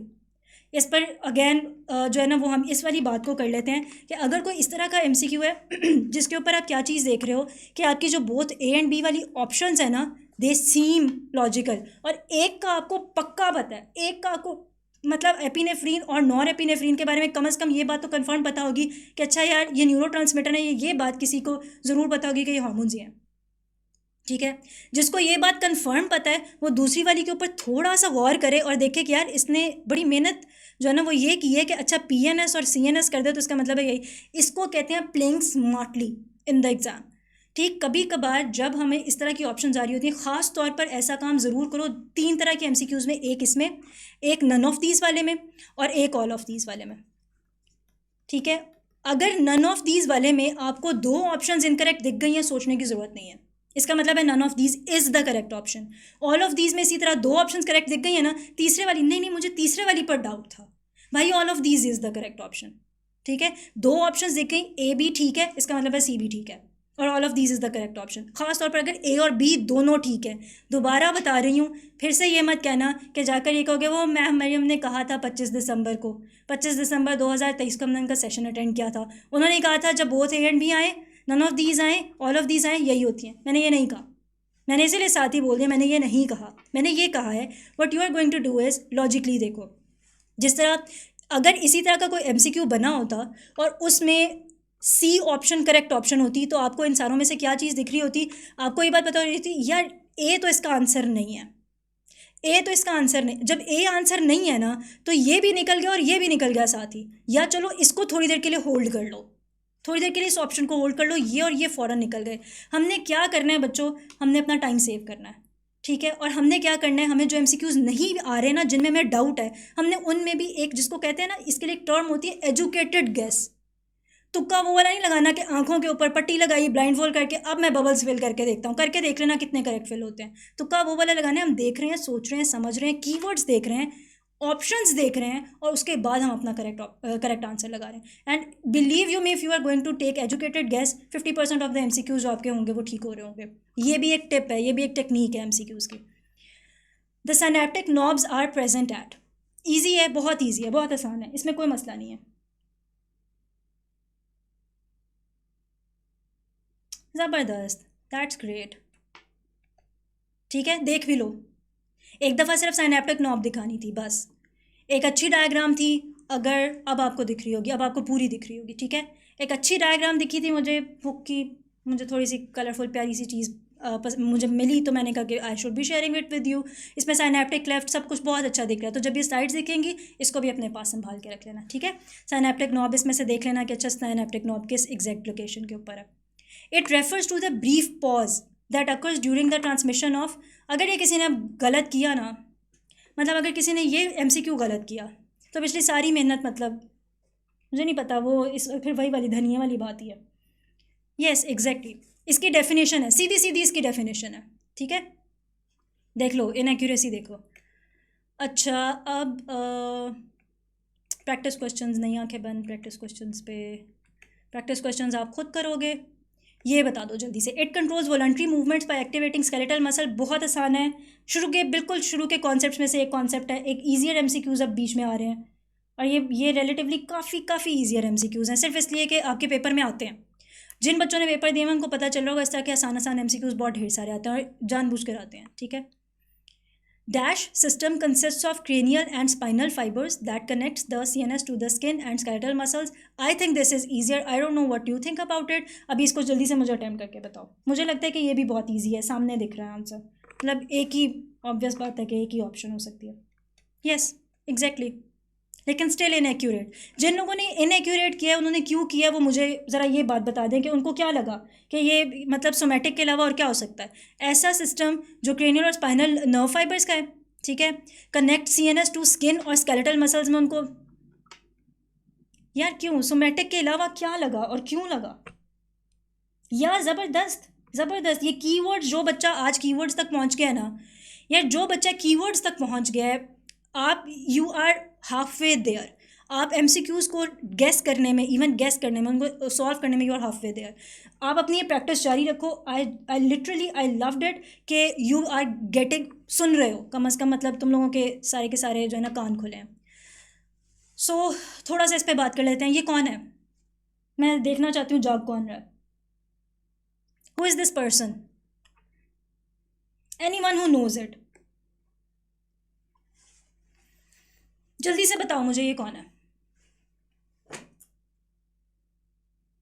ज़बरदस्त, यू नो इट। पता है मैंने इनको क्यों यहाँ पर रखा है, इनकी एकदम से स्लाइड क्या दिखाने का मेरे क्या पर्पज़ होगा, क्या मेरे जहन में आएगा कि एक दफ़ा स्टीफन हॉकिंग दिखाऊं। यार आई जस्ट सेड कि brain is the organ that I love the most, मतलब जिस ऑर्गन को पढ़ते पढ़ते मैं थक नहीं, मतलब जितना मर्जी मुझे पढ़ा दो मैं नहीं थकूंगी, दैट इज़ ब्रेन, ठीक है। ये वो बंदा है जो इस चीज़ की तस्वीर है आपके सामने, जीती जागती इसलिए नहीं कहूँगी बिकॉज ही इज़ नो मोर, जिसके पास एक ये ऑर्गन इतना कमाल का था कि आज उसके नाम को एमडी कैट का वो बच्चा जो 2023 में बैठ के पढ़ा उसके जाने के बाद भी जानता है। उसने इसी ऑर्गन को यूज़ करके तहलका मचाया है दुनिया में। पूरे के पूरी बॉडी यूजेबल नहीं है, ठीक है। ग्लासेस, इसका मतलब है इवन आइज आर वीक, हर चीज़, every single thing you name it he has problems with it, ठीक है। मसल एट्रॉफी होनी शुरू हो चुकी थी एंड तक। मसल एट्रॉफी का मतलब होता है मसल्स ब्रेक डाउन होने शुरू हो जाते हैं, ठीक है। और दिस इज़ द पर्सन जिसको आप लोग जानते हो, जिसकी एक बहुत मज़े की बायोपिक है। I am not a person जो कहता है कि दुनिया त्याग दो और पढ़ी जाओ। मैं आपको इस किस्म की मज़े की वो चीज़ें जो मुझे ये लगता है कि वो रेलिवेंट है and you people should actually be seeing it, मैं आपके साथ वो भी शेयर करूँगी जो मुझे भी बहुत अच्छी लगती है, क्योंकि कुछ इंटरेस्ट के साथ पढ़ना ना, इसको कहते हैं कि आप हर चीज़ को आपस में रिलेट कर पाओ। Because I M highly impressed, नहीं इंस्पायर्ड भी नहीं, अमेज्ड, ठीक है, अमेज्ड करेक्ट वर्ड है, करेक्ट वर्ड करेक्शन, ठीक है, वर्ड करेक्शन भी सीख लो साथ ही। तो I am amazed by the capacity of his brain and how he has functionalised his brain, किस तरीके से उसने उसको बहुत अच्छे तरीके से यूज़ किया है। So this was something for you. जब वो बच्चा जिसके A+ ग्रेड हैं, वो 3 नादिर बच्चे जिनके A+ ग्रेड्स थे, वो इसको देख लें अभी, जब सेशन ख़त्म होगा, you deserve this rest.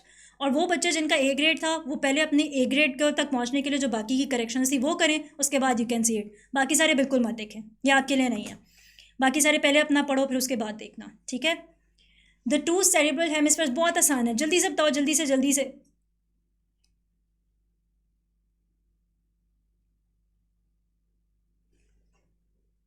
Malaika, I loved your response, ज़बरदस्त, आपने बिल्कुल ठीक जवाब दिया है। आई लव्ड योर रिस्पॉन्स के स्टीफन हॉकिंग की पिक्चर मैंने यहाँ पे क्यों रखी थी। यस, करेक्ट, आसान है।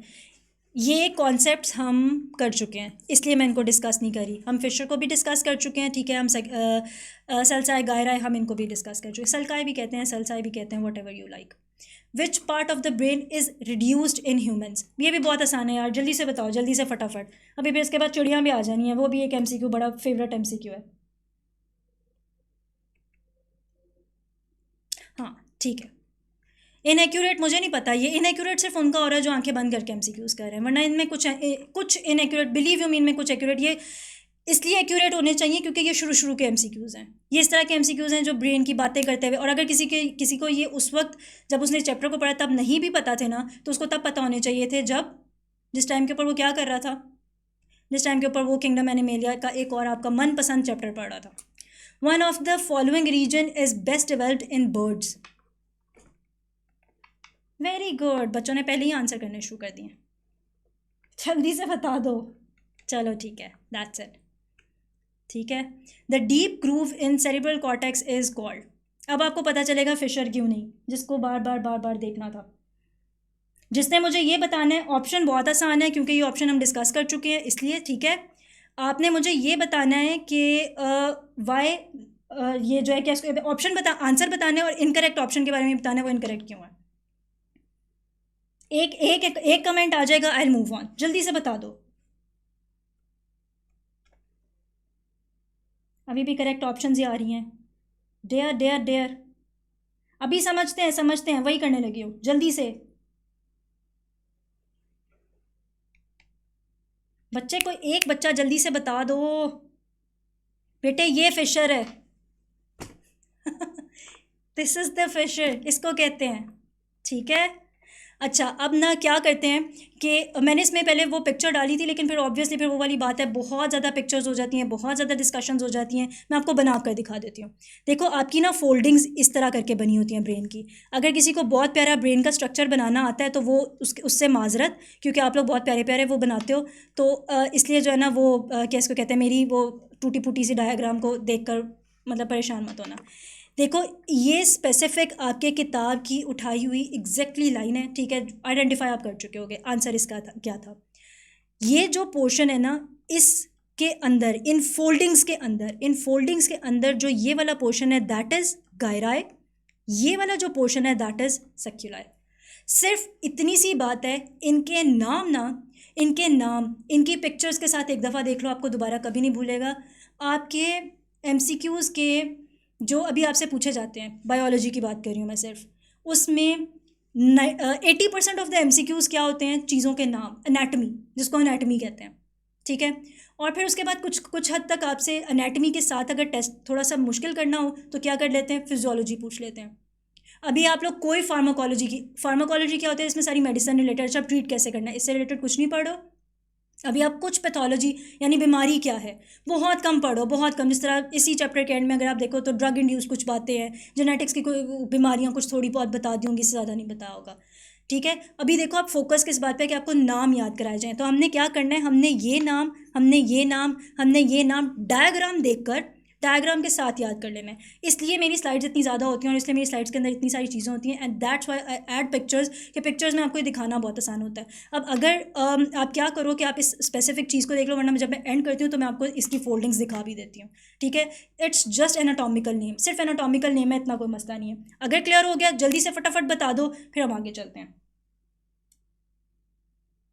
हाँ जी बेटा, इस बार ऑप्शन ए ठीक हो गया है। ऑप्शन ए ठीक होता है, ठीक है, ऑप्शन ए ठीक होता है। ऐसा नहीं करना कि तुम लोग समझो कि ऑप्शन ए कभी ठीक नहीं होता।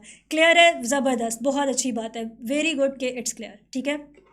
ये ऑप्शन ना इसलिए नहीं है कि हमने एग्जैक्ट नाम याद करना है, अनाटमी, ठीक है, हमने एनाटमी याद करना है। अभी हमें निज़ल्स ग्रेन्यूल्स को निज़ल्स ग्रेन्यूल्स इससे याद करना पड़ता है क्योंकि वो साइंसदान जिसने निज़ल्स ग्रेन्यूल्स को देखा, आइडेंटिफाई किया और बता दिया, उसका सेकंड नेम आई थिंक निज़ल था, ठीक है। तो जब आप लोगों में से इर्तज़ा, मुअत्तर, जब आप लोग बच्चे कुछ वो कर रहे होगे ना, जब आप लोग कुछ ईजाद कर रहे होगे, आइडेंटिफाई कर रहे होगे, इन्वेंट कर रहे होगे या डिस्कवर कर रहे होगे, इन दोनों चीज़ों में जब आप करोगे तो फिर दुनिया आपके नाम के ऊपर उन चीज़ों को याद करेगी, अपने नाम पे रख जाना, ठीक है। तो अभी गुजारा करो और जिसके नाम के ऊपर अभी सिर्फ उसके नाम से याद कर लो, ठीक है। ईजी है, ये भी बहुत ईजी है। It is present on the ventral side of thalamus. अब देखो सारा कुछ हम स्पेसिफिकली उसी पोर्शन में जा रहे हैं, ब्रेन के पोर्शन में ही जा रहे हैं, ठीक है। मैं बताती हूँ, मैं आपको बताती हूँ वेंट्रल और लेटरल एरियाज में भी आपको बताती हूँ, ठीक है। आ गए आंसर्स? अभी एक बच्चे का ठीक था, चलो मैंने पहले ही दिखा दिया, ठीक है। Who is this student? Fakiya Iram, very good, ज़बरदस्त, आपका ठीक था। अरीबा, इट्स ओके, गलत हो गया, कोई बात नहीं, याद कर लेंगे। साइड्स ही नहीं पता होती, ठीक है, साइड्स का स्पेसिफिकली इशू होता है बच्चों को कि उनको ये बात नहीं पता होती, लेटरल क्या है, डॉर्सल क्या है, ठीक है। अच्छा, अगर अभी मैं ये चीज़ देखना चाहती हूँ कि कितने स्टूडेंट्स को इसका इशू है, जस्ट एक कोई बच्चा मुझे ये बता दे, मैं एक साइड का नाम बोलूँगी, आपने मुझे ये बताना है कि वो कौन सी वाली साइड है, ठीक है। You can type in Roman Urdu, आप रोमन उर्दू में भी टाइप कर सकते हो, कोई मसला नहीं है। डॉर्सल साइड, मैंने वैसे इशारा कर दिया लेकिन तुम लोगों ने नहीं देखा होगा। डॉर्सल साइड कौन सी होती है, जल्दी से बताओ। या ज़बरदस्त, वेंट्रल साइड कौन सी होती है? अब मैं इशारा नहीं करूँगी। डॉर्सल का अब नहीं बताना, वेंट्रल बोलना है। डॉर्सल साइड बैक साइड है, वेंट्रल साइड कौन सी है? दो तरह के आंसर्स आ रहे हैं, ज़बरदस्त, ठीक है। वेंट्रल साइड ये होती है। लेटरल साइड कौन सी? यार इशारा मत देखो, लेटरल साइड बस बताओ जल्दी से कि लेटरल साइड कौन सी होती है। यस एग्जैक्टली, देखो lateral side, dorsal side, ventral side, समझ आ गई? पोजीशन अब हमेशा याद रखनी है। और ये टर्मिनोलॉजीज़ बच्चों, ये जब आप अपने मेडिकल कॉलेज के अंदर बैठकर, अपनी मेडिकल यूनिवर्सिटीज़ के अंदर बैठकर जब आप एनाटमी पढ़ोगे तब भी बच्चों को मसला करती हैं, ठीक है। तब एबडक्शन क्या है, एडक्शन क्या है, अभी इससे घबराना नहीं है। एबडक्शन एडक्शन क्या होती है? ये मूवमेंट्स होती हैं, मूवमेंट्स ऑफ आर्म्स, ठीक है। जब बच्चे वो भी कर रहे होते हैं उस वक्त भी उनको ही मसले हो रहे होते हैं। तो हमने क्या करना है, हमने उन मसलों को ना इंटर में ही क्लियर कर लेना है, क्योंकि हम क्या हो गए हैं, हम अभी से खासतौर पर वो बच्चे जो अभी से ध्यान से पढ़ने लग गए हैं, तो वो अभी से ही माशाल्लाह उस लेवल के ऊपर बैठ गए हैं कि वो उनको मैं I am seeing it, obvious बात है, not only me seeing it, आपके साथ टीचर्स ये बात देख रहे हैं, जो बच्चे एक्टिवली अटेम्प्ट कर रहे होंगे, जो हमारे साथ चल रहे हैं, जो हर चीज़ को फॉलो कर रहे हैं। पिछले सालों में भी तो यही हुआ है, वही स्टूडेंट्स ही एग्जैक्टली हम लोगों ने उन्हीं स्टूडेंट्स को देखा है कि वही मेडिकल यूनिवर्सिटीज़ के अंदर पहुँचे। सो फिर से आंखें बंद करने का टाइम था और थैलेमस की मुझे पिक्चर दिखानी थी। आप लोगों में से आपको थैलेमस का कॉन्सेप्ट क्लियर है या थैलेमस का कॉन्सेप्ट मैं बता दूँ?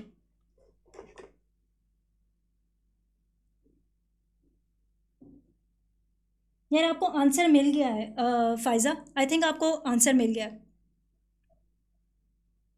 ठीक है। थैलेमस क्लियर है बच्चों या थैलेमस एक्सप्लेन कर दूं? अभी इस पे रिले सेंटर वाली भी बात आनी है, इसलिए जल्दी से बता दो मुझे,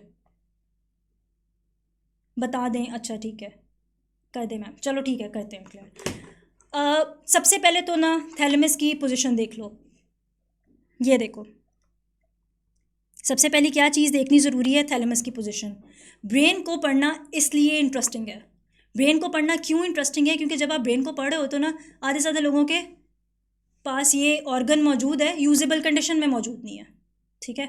जिसकी वजह से क्या चीज़ होती है कि उनको जितना मर्ज़ी समझा लो, जितना मर्ज़ी समझा लो, उनको समझ नहीं आता, इसलिए उसको पढ़ना बहुत इंटरेस्टिंग है। अब क्या चीज़ है, थैलेमस एक इस तरह की लोकेशन के ऊपर मौजूद है। देखो अल्लाह ताला ने हर चीज़ को ना बड़ी एक्यूरेसी के साथ उसकी जगह के ऊपर पहुंचाया हुआ है। ये एक्यूरेसी साइंस में बहुत सारे लोगों को माइक्रो लेवल के ऊपर और फिर उसके बाद मैक्रो लेवल के ऊपर चीज़ों की एक्यूरेसी ने बहुत कुछ सोचने के ऊपर मजबूर किया है, ख़ास तौर पर इस चीज़ के ऊपर कि इसका मतलब है देयर इज़ अ क्रिएटर। ठीक, आप क्या चीज़ देखो कि थैलेमस को क्या कहते हैं कि ये एक sensory, main sensory relay centre है। रिले सेंटर का कौन होता है? जो यहाँ से चीज़ पकड़ी वहाँ पहुँचा दी, वहाँ से चीज़ पकड़ी वहाँ पहुँचा दी। फॉर एग्जांपल मैं यहाँ पर इस वक्त एक स्टूडियो में खड़ी हूँ, मेन ऑफिस के अंदर एक बंदा बैठा हुआ है, उसने मुझ तक कोई मैसेज पहुंचाना है, बीच में कोई इस तरह का बंदा मौजूद होगा, वो क्या करेगा? वो कहेगा आप ऐसा करें, आप मुझे बताएं, मैं स्टूडियो में जाके मैसेज दे आता हूँ। ठीक है, वो यहाँ मुझ तक ये मैसेज ले आएगा, उससे क्या चीज़ होगी? मुझ तक मैसेज पहुँच गया। अब क्या करते हैं, उस तरफ जो बंदा बैठा है जिसने मैसेज पहुँचाना था, उसको हम क्या कह दें इस वक्त? कि वो कोई रिसेप्टर था। ठीक है, मैं कौन हूँ? जिसने या तो प्रोसेस करना है, इस वक्त ये कह दो, ठीक है, या तो मुझे ब्रेन बना लो इस वक्त, या मुझे इफेक्टर बना लो, जो भी तुम लोगों का दिल चाहता है। अभी क्या चीज़ हुई? जो बंदा बीच में आके मुझे बताकर गया है ना, वो ये है, इसने क्या करना है? इसने जिसके लिए मैसेज है ना, उस तक पहुँचाते जाना है, which is a very very very important task. Middle child वाली बात थोड़ी सी जहन में लेकर आओ। सॉरी अगर कोई बच्चा इस वक्त मिडिल चाइल्ड है, जिसने बड़े बहन भाइयों के साथ भी बना के रखनी होती है, छोटे बहन भाइयों के साथ भी बना के रखनी होती है। सो ये इसका क्या काम है? जिस पोर्शन के लिए मैसेज है ना, हाइपोथैलेमस का मैसेज आया, हाइपोथैलेमस को पहुंचा दो। पॉन्स का मैसेज आया, पॉन्स को पहुंचा दो। जिसका मैसेज आया उस तक, उस मैसेज को आइडेंटिफाई करके, अच्छा ये इसका मैसेज है, उस तक पहुंचाने का काम इसका है। सो आप इसकी लोकेशन देखो, इसकी लोकेशन भी उसी तरह की जगह के ऊपर है। ठीक, जहाँ ये हर किसी के साथ राब्ते में है। जैसा मैंने आपको क्या बोला कि अगर एक एक्सट्रीम के ऊपर स्टूडियो और दूसरी एक्सट्रीम के ऊपर मेन ऑफिस है, तो इसकी ऐसा बंदा जो थैलेमस का काम, वो बीच में कहीं होना चाहिए ताकि वो दोनों के साथ कनेक्टेड हो। ठीक है, I hope the point is clear. If this is clear with you, जल्दी से मुझे बताओ कि इट्स क्लियर, फिर हम आगे चलते हैं। बेटा ये ना बताओ कि मिडिल चाइल्ड हो, हद हो गई है। मैंने जस्ट सिर्फ एग्जाम्पल के तौर पे बताया। चलो ठीक है, ज़बरदस्त। मिडिल चाइल्ड, मुझे आपसे कोई किसी किस्म का मसला नहीं है, ठीक है, जस्ट एग्जांपल के लिए कि अब तुम लोगों को थैलेमस कभी नहीं भूलेगा। ठीक है, ये एग्जांपल सिर्फ इसलिए होती हैं कि तुम लोगों को चीज़ें कभी ना भूलें। आंखें बंद, जल्दी से आंखें बंद, प्रैक्टिस क्वेश्चन नहीं देखना। ये देख लो, अब खोलो, the dorsal horn of the spinal cord contain cells bodies of. Cell bodies of कौन सी होती हैं? डोर्सल हॉर्न में। बहुत क्वेश्चंस आने हैं स्पाइनल कॉर्ड के बेटा, बहुत क्वेश्चंस आने हैं, बड़े क्वेश्चंस मैंने ये इसके देखे हैं। और मज़े की बात है, मुझे नहीं पता कि क्यों गलत होते हैं, शायद डोर्सल वेंट्रल वाली बात है। जो भी हमने डोर्सल वेंट्रल वाली बात की है ना, मुझे लगता है कि शायद इसके एमसीक्यूज़ इसीलिए गलत होते हैं। आप इन एमसीक्यूज़ को इन पोजीशंस को एक दफ़ा क्लियर कर लो। डोर्सल क्या है, वेंट्रल क्या है, ठीक है, डोर्सल क्या है, सॉरी वेंट्रल क्या है, डोर्सल वेंट्रल, लेटरल क्या है, उससे फिर आपके एमसीक्यूज़ कभी गलत नहीं होंगे। ठीक, आंसर बताओ। शाबाश, ज़बरदस्त। जिसके इनएक्यूरेट हुआ है, समझ आ गई है कि हमने आइडेंटिफाई कर लिया कि क्या इशू था। एक दफ़ा इस डायग्राम को अपने पास रख लो। This is very much clearer, very very much clearer than the one in your book. Sorry, लेकिन किताब के अंदर वो वाली क्वालिटी वाली, वो वाली वैसी डायग्राम्स नहीं है जैसी होनी चाहिए। ठीक है, सो ये किस तरह की एक डायग्राम है? Completely labelled for the person जो भी इस वक्त इंटर में है। ये कम्प्लीटली लेबल्ड नहीं है, अभी इसके अंदर बहुत कुछ है, इंशाल्लाह बड़ी जल्दी पता चलेगा कि इसके अंदर क्या कुछ है। तो अभी इस वक्त आपके लेवल के लिए ये कम्प्लीटली लेबल्ड है, इसके अंदर कोई ऐसी चीज़ नहीं है जो मुझे मिसिंग लग रही है, होपफुली। ठीक है, तो आप क्या करो, आप इस डायग्राम को अपने पास रखोगे जब आपके साथ स्लाइड शेयर हो जाएंगी। And if you guys want to refer to this specific diagram, इस तक पहुंचो और इस तक पहुंच के इसके आगे क्या चीज़ कर लो, यहाँ पर लिख लो क्या चीज़ है। लेटरल हॉर्न, अच्छा ठीक है, यहाँ क्या है, यहाँ क्या है, यहाँ क्या है, वाइट मैटर में क्या होता है, ग्रे मैटर में, ताकि एमसीक्यूज़ दोबारा कभी भी गलत ना हो। और हम क्या करेंगे, जो एमसीक्यूज़ हमारे बार बार गलत हो रहे हैं, हम उनको बार बार एक्टिव रिकॉल करके याद करेंगे। ठीक है, लर्निंग टेक्निक्स भी इंशाल्लाह कभी तुम लोगों के साथ शेयर करेंगे। एक सेशन इस बात पे कर लेंगे कि याद कैसे करते हैं, क्योंकि ये भी टेक्निक है। चलो जी, कहानी ख़त्म, पैसा आज़म। सेशन हो गया ख़त्म, एमसीक्यूज़ हो गए ख़त्म। If you guys actually want to ask any questions, you want to give any sort of feedback, I hope so के क्वेश्चन सारे के सारे क्लियर हो ही गए होंगे अभी तक। कोई फीडबैक देना चाहते हो, कोई बात करना चाहते हो, वैसे कोई बात करना चाहते हो, इनको अनम्यूट कर दें और इनके क्वेश्चंस पूछ लें।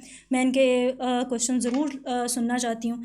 और आई होप सो के अब हम जल्दी जल्दी क्वेश्चंस को कर पाएंगे। मैम ये याद नहीं रहता कि कौन से न्यूरॉन्स है जिनके एक्सॉन लॉन्ग होते हैं या फिर मिक्सअप हो। अच्छा, ये जिस का इशू है ना यार, यही मैं ना चाह रही थी कि मैं एक दफ़ा आप लोगों के साथ ना, आप सबके साथ मैं एक दफ़ा ये सेशन कर लूँ जिसमें मैं आपको बता दूँ चीज़ें याद कैसे करते हैं। देखो, जो आपका दिमाग है ना, मैं अपने बारे में एक बात कह सकती हूँ कि अब आकर ख़ास तौर पर ये बात कह सकती हूँ कि I have always been a high achiever. ठीक है, मतलब मैं एक जैसा टॉपर वाला बंदा होता है ना, वो रही हूँ। ठीक, अब एक चीज़ क्या है कि मतलब किस तरह पढ़ा जाता है या किस तरह चीज़ों को याद किया जाता है, जो मेरी टेक्निक्स है ना, या जो मैंने इर्द गिर्द से अभी तक इन्फॉर्मेशन लिया, मैं आपके साथ वो शेयर करूँगी। मेरी टेक्निक्स क्या है याद करने की चीज़ों को, कि मैं क्या करती हूँ कि जो चीज़ें हर स्टूडेंट इंडिविजुअल, सबसे पहले तो ये याद रखो, हर स्टूडेंट एक इंडिविजुअल होता है। ज़रूरी नहीं है जो मेरे मसले हैं वो आपके हों, ज़रूरी नहीं है जो आपके मसले हैं वो मेरे हों। ठीक है, अगर मुझे ये मसला आ रहा है कि मुझे कुछ चीज़ें रिकॉल करने में मसला होता है, जो चीज़ें मैं याद करती हूँ मुझे उनको रिकॉल करने में मसला होता है, मैं क्या करूँगी? देखो, मैं मोटर और सेंसरी न्यूरॉन का काश मैं ऐसे कर सकती एज अ टीचर कि मैं ग्लास में इनको घोलती पूरा नर्वस कोऑर्डिनेशन और मैं आपको पूरे का पूरा पिला देती। मैं ऐसे नहीं कर सकती। क्या करना पड़ेगा, आप लोग क्या करो, जो चीज़ें मिक्सअप होती हैं उनको पकड़ो। जिस तरह क्या अभी अभी इस वक्त आपने एक चीज़ आइडेंटिफाई की है, और भी बहुत सारी होंगी, उनको एक जगह के ऊपर लिखो कि यार ये चीज़ें बार बार मेरी मिक्सअप हो रही हैं। आपने सारी के सारी अपनी प्रॉब्लम्स को उठाकर ना एक साइड के ऊपर लिख दिया। डॉक्टर की कभी प्रिस्क्रिप्शन देखी है? आप कभी किसी डॉक्टर के पास जाते हो ना, उसकी जो भी प्रिस्क्रिप्शन पुरानी पड़ी हो उसको रखो। हम लोग क्या करते हैं कि हम लोग ना एक साइड के ऊपर इंटेंशनली ये काम करते हैं। एक तरफ हम क्या करते हैं, अगर ये पेज है ना, तो हमने इस पेज के ऊपर ना, इस पेज को भी मेंटेन करने का एक तरीका होता है, हमने यहाँ पर आपके तमाम मसाइल लिखे होते हैं। ठीक है, जिसमें आप कुछ इस किस्म का देखते हो, DM पॉजिटिव, मतलब इसको डायबिटीज़ है। ठीक है, HTN करके उसके ऊपर या तो छोटा सा सर्कल लिखा होता है या यूं करके पॉजिटिव।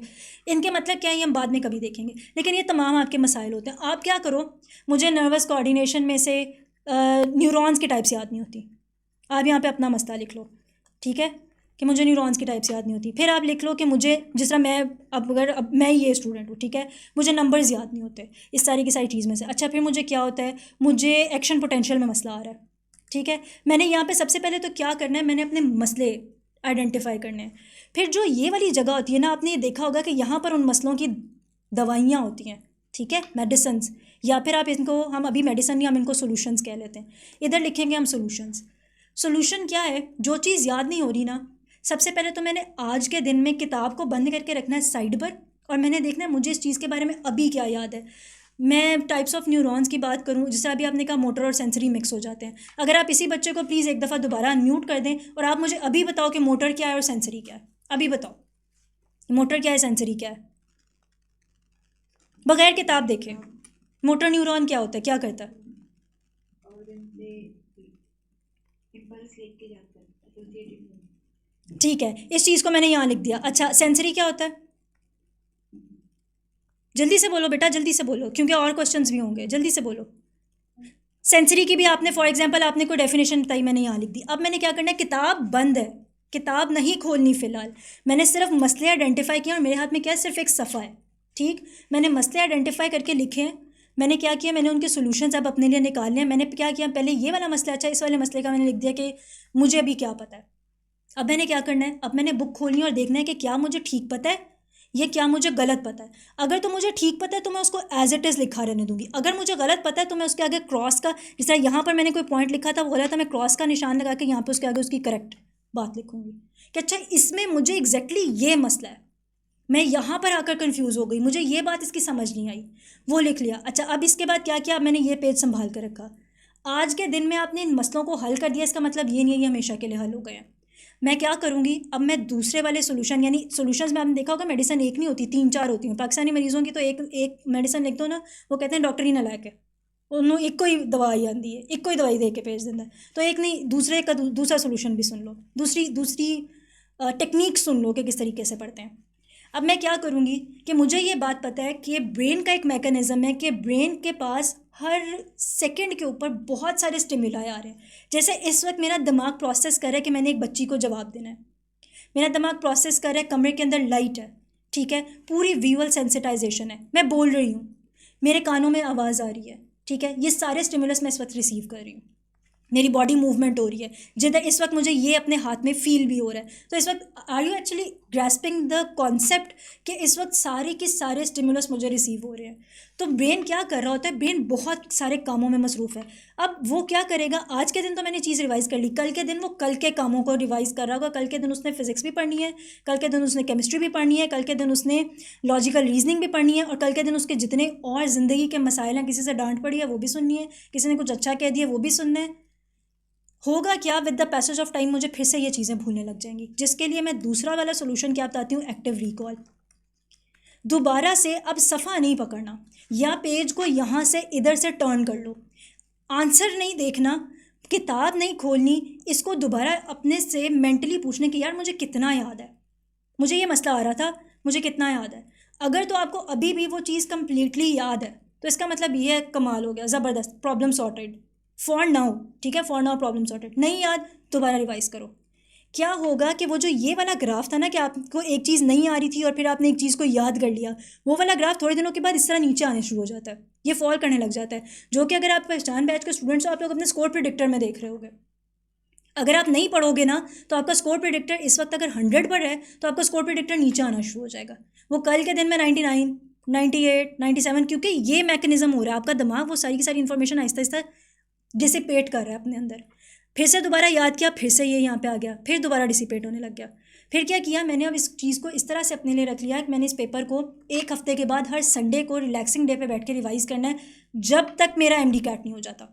जिस दिन तक मेरा MD कैट क्लियर नहीं हो जाता उस दिन तक मैंने रिवाइज करना है। मेरा प्रॉब्लम पेपर 1, अच्छा आपके कितने टॉपिक्स हैं, आपके 13 टॉपिक्स हैं, आपके पास बायोलॉजी के कितने सफ़े होंगे, 13 बस। और आहिस्ता आहिस्ता क्या होगा, उस 13 में से आपके जितने मसाइल हैं एक एक को आप टिक करने लग जाओगे, यार ये मसले मेरे क्लियर हो गए।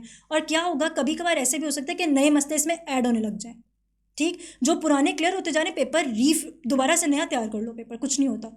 एंड आई नो इट कि you people are actually very smart in it कि आप इस टेक्निक को अपने हिसाब से मॉडिफाई भी कर लोगे। 2 काम, पहला काम क्या है, क्या करना है, आइडेंटिफाई, और फिर दूसरा काम क्या करना है, दूसरी टेक्निक क्या है, एक्टिव रिकॉल। इसके थ्रू कोई ऐसी चीज़ नहीं है जितना मर्जी लंबा जिस भी तरह का आपने रट्टा मारना हो मारा जा सकता है, ठीक है, मतलब जो भी आपको कॉन्सेप्ट तैयार करना है, मुझे नहीं लगता कि कोई भी ऐसी चीज़ है कि अगर वो इन 2 मेथड्स के साथ आप इन्हीं 2 सिर्फ और सिर्फ इन 2 मेथड्स को यूज़ करो। और भी कई हैं, जिसको शौक होगा वो फिर से और पूछ ले, मैं उसको और भी बता सकती हूँ जिसको दोनों पसंद है। उसके लिए फिर ये होता है ना, नहीं डॉक्टर साहब ए वाली दवाई मैंने नहीं चंगी, मैनू माफत नहीं आती, मतलब ये मुझे से एलर्जी है। तो जिसको इन 2 मसलों से कोई तकलीफ़ है उसके लिए एडिशनल भी मेरे पास लर्निंग टेक्निक्स हैं, उसको और भी बताई जा सकती हैं। बट आई होप सो कि this is actually your question is actually going to help a lot of students, ठीक है।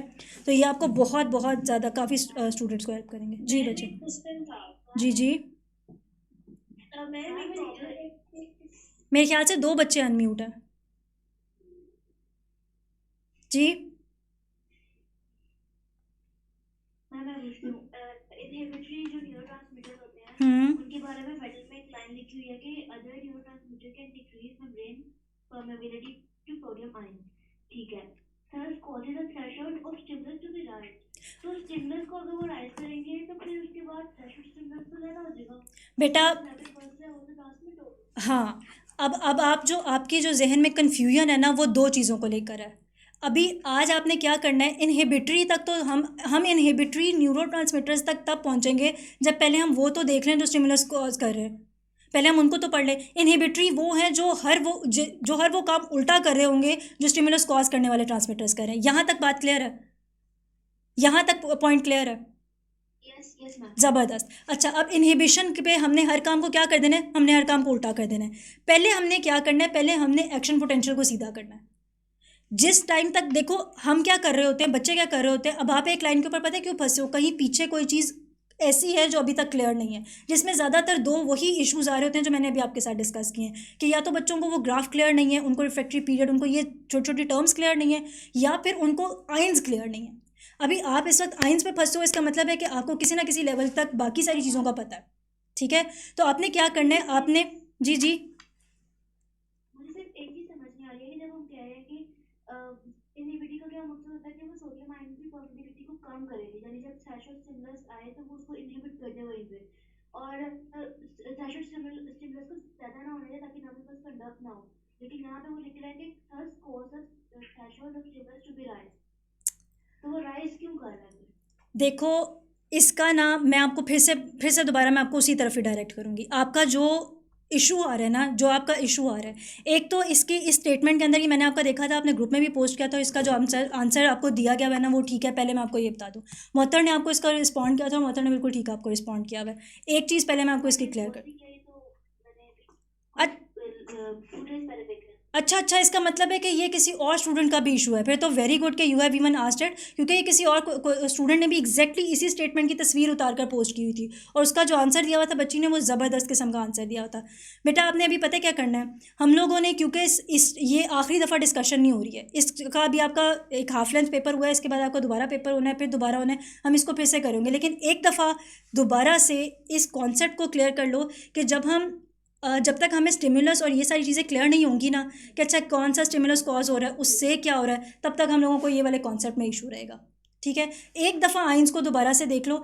इन द मीन टाइम मैं किसी और बच्चे का क्वेश्चन ले लूँ, ठीक है, और एक और काम पता है क्या हो सकता है कि एक और कोई और बच्चा ना इतनी देर में आपको रिस्पॉन्ड कर दे। ठीक है, अभी फ़िलहाल रिस्पॉन्ड मत करना शुरू कर देना एकदम से, पहले लेट हर थिंक। बेटा एक दफ़ा अपनी किताब खोलो, स्टेटमेंट को दोबारा से पढ़ो, तसल्ली से सुकून से पढ़ो, और उस डायग्राम को देखो जो डायग्राम मैंने आपके साथ शेयर की थी। मैं कोशिश करती हूँ कि मैं आपको वो डायग्राम यहाँ पर ला दूँ। ठीक है, आप उसको देखो, अगर फिर भी क्लियर नहीं होता हम इसको दोबारा से देखेंगे, and then let any single student, कोई भी एक आधा बच्चा इसको रिस्पॉन्ड कर सकता है, और उतनी देर में अगला क्वेश्चन आ जाए। मैम एक प्रॉब्लम है कि मेरे से डिफिकल्ट क्वेश्चन इजीली हो जाते हैं, क्या होता है? लेकिन प्रॉब्लम डिफिकल्ट जो एमसीक्यूज है ना वो इजीली हो जाते हैं, अच्छा, लेकिन जो सिंपल होते हैं ना वो मेरे गलत हो जाते हैं। ओहो, अच्छा, बेटा आपका पता है क्या मसला है, मैं ना ये बताती हूँ, कुछ बच्चे ना ओवर कॉन्शियस हो जाते हैं और इस बात को ना वो अपने गले में बांध लेते हैं कि हर एमसीक्यू मुश्किल होगा, हर एमसीक्यू मुझे फेल कराने के लिए बनाया गया। ठीक है, जी एक बात आप पक्की कर लो, किसी एग्जामिनर का मकसद ये नहीं है, किसी एक एग्जामिनर का ये मकसद नहीं है कि वो आपको फेल करे। एज एग्जामिनर मैं आपको बात बता रही हूँ, मैं बच्चों का पेपर लेती हूँ, बच्चों के वाइवा में ख़ास तौर पर स्टूडेंट्स को होता है, शायद एग्जामिनर ना इस वक्त चाहता ही ये है कि हमें फेल करे, नहीं, टीचर्स हमेशा स्टूडेंट्स को पास करना चाहते हैं। 80% of the MCQs are easy, 80% of the MCQs are easy, बाकी 20% को सिर्फ इसलिए अच्छा ईजी होंगे या मीडियम लेवल के होंगे, बाकियों को पता है क्यों मुश्किल रखा जाता है, सिर्फ इसलिए कि आप लोगों में से देखो, मुझे एक बच्चा और दूसरे बच्चे को आइडेंटिफाई करके अलग भी तो करना है, अच्छा ये कितना वो है, किसको कहते हैं, माहिर है, और दूसरा कितना माहिर है। डायग्राम कहाँ चली गई है? बस इसलिए ये देखो डायग्राम सामने आ गया। अगर कोई और स्टूडेंट आंसर करना चाहता है तो most welcome. Next would be the last question, क्योंकि बहुत टाइम से हम लोग बैठे हुए हैं और आई रियली वांटेड कि आप लोग और भी कोई जल्दी जल्दी काम करो। ठीक है, सिर्फ और सिर्फ वो नहीं करना, पढ़ना नहीं है हमने। एक और क्वेश्चन हम लोग आखिरी ले लेते हैं, फिर इंशाल्लाह हम लोग नेक्स्ट सेशन के अंदर बात करेंगे। और अगर आपका ये इशू बच्चे I can not remember your name, अगर आपका ये इशू नेक्स्ट तक भी रहता है तो हम इसको दोबारा से करेंगे। हाँ ठीक है ज़ैनब, हाँ, अगर आपका ये इशू रहेगा तो हम इसको उस वक्त तक, मैं किसी भी इशू को आखिरी दिन तक भी इसलिए नहीं रहने देना चाहती कि वो डिस्कस नहीं हुआ। Read it, see this diagram, try to. मैं 1 वीक से इसके बारे में सोच रही हूँ, हाँ। मैं काफी जगहों पे पढ़ने की मेरा ये उधर ही है, मैंने अभी बुक भी देखो रही है, लेकिन मेरा वही क्वेश्चन जहन में आ रहा है, कोई बात नहीं, कुछ नहीं होता। अगर कोई बच्चा आंसर करना चाहता है, you people want to help each other, ज़रूर करो हेल्प, ठीक है, लेकिन बेहतर ये है कि बेटा पहले आप खुद सोचो, अगले में अगर ये तब तक भी आपका क्लियर नहीं हुआ था तो हम लोग ज़रूर इस पर बात करेंगे, फिर से बात करेंगे, ठीक है। और अगर आपका आज के दिन में, मैं चलो इस पर टाइम लिमिट आगे तक इतनी देर तक भी क्यों परेशान है, ऐसा करते हैं कि आप इसको अप टिल 10 बजे तक देख लो। क्लास में से आपके ग्रुप के अंदर किसी बच्चे को पता है, are you added in the group? Yes ma'am. ज़बरदस्त। किसी और बच्चे को इसका जवाब पता है, वो आपके साथ शेयर कर दे। अगर मुझ तक ये मैसेज आया कभी भी किसी ने आपको जवाब नहीं दिया तो फिर मैं वॉइस नोट आपके लिए ड्रॉप कर दूँगी। How about that? Yes, thank you so much. ठीक है, लेकिन मैं चीज़ों को हलवा, इसलिए मैं जानबूझ के चीज़ों को हलवा बना के नहीं देना चाहती। जो मुझे पता है ना सबको तंग कर रहे हैं, वो मैं आपको दिखाती जाऊँगी खुद, लेकिन कुछ चीज़ें मैं चाहती हूँ कि थोड़ी सी मेहनत, मतलब थोड़ी सी वही वाली बात, मैं इसको अनयूज्ड नहीं रखना चाहती, ये यूज़ करना है हम सब ने, ठीक है। चलो go on, work on it. तो इंशाल्लाह अब इस तरह करते हैं कि हम लोग नेक्स्ट सेशन के अंदर मिल रहे होंगे, ठीक है। तब तक बच्चों मतलब अन्नी पा दो, ठीक है, बहुत पढ़ना है, ठीक, बहुत ज़बरदस्त किस्म का पढ़ना है। एक MCQ गलत नहीं होना चाहिए, टारगेट ये है। दोबारा से बता दूं, कीवर्ड्स आइडेंटिफाई करने हैं, पढ़ के आना है। मेरे सेशन के अंदर जो पढ़ के नहीं आएगा बुत बन के बैठा रहेगा सारी ड्यूरेशन के अंदर, ठीक है। और वो हैरान ही होता रहेगा कि बाकी लोगों को क्या पता चल रहा है, ठीक है, इनको कैसे आता है, मुझे क्यों नहीं आता। तो पढ़ कर आना है, तैयारी करके आनी है, कीवर्ड्स आइडेंटिफाई करने सीखने हैं। अगला पेपर, अगला टेस्ट जिस बच्चे ने अटैम्प्ट नहीं किया होगा, I would actually be doing something for you, के जो ज़रा फिर मतलब थोड़ा सा हम पनिशमेंट वाली साइड पे, वो कहते हैं ना पॉजिटिव और नेगेटिव री इन्फोर्समेंट होती है, फिर मुझे ज़रा वो करनी पड़ेगी तुम लोगों के साथ, ठीक है।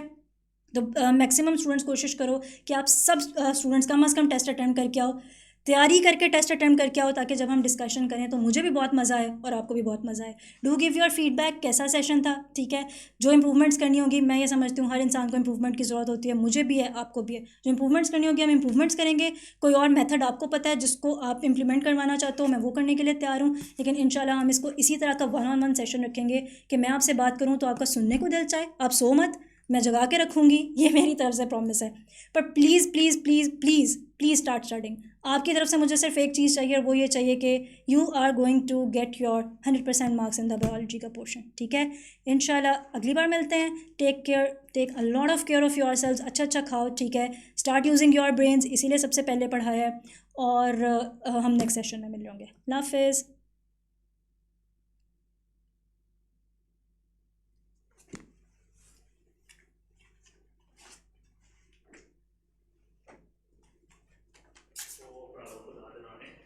वो शुक्र है मैंने इसके बाद मार का नहीं रखा हुआ था।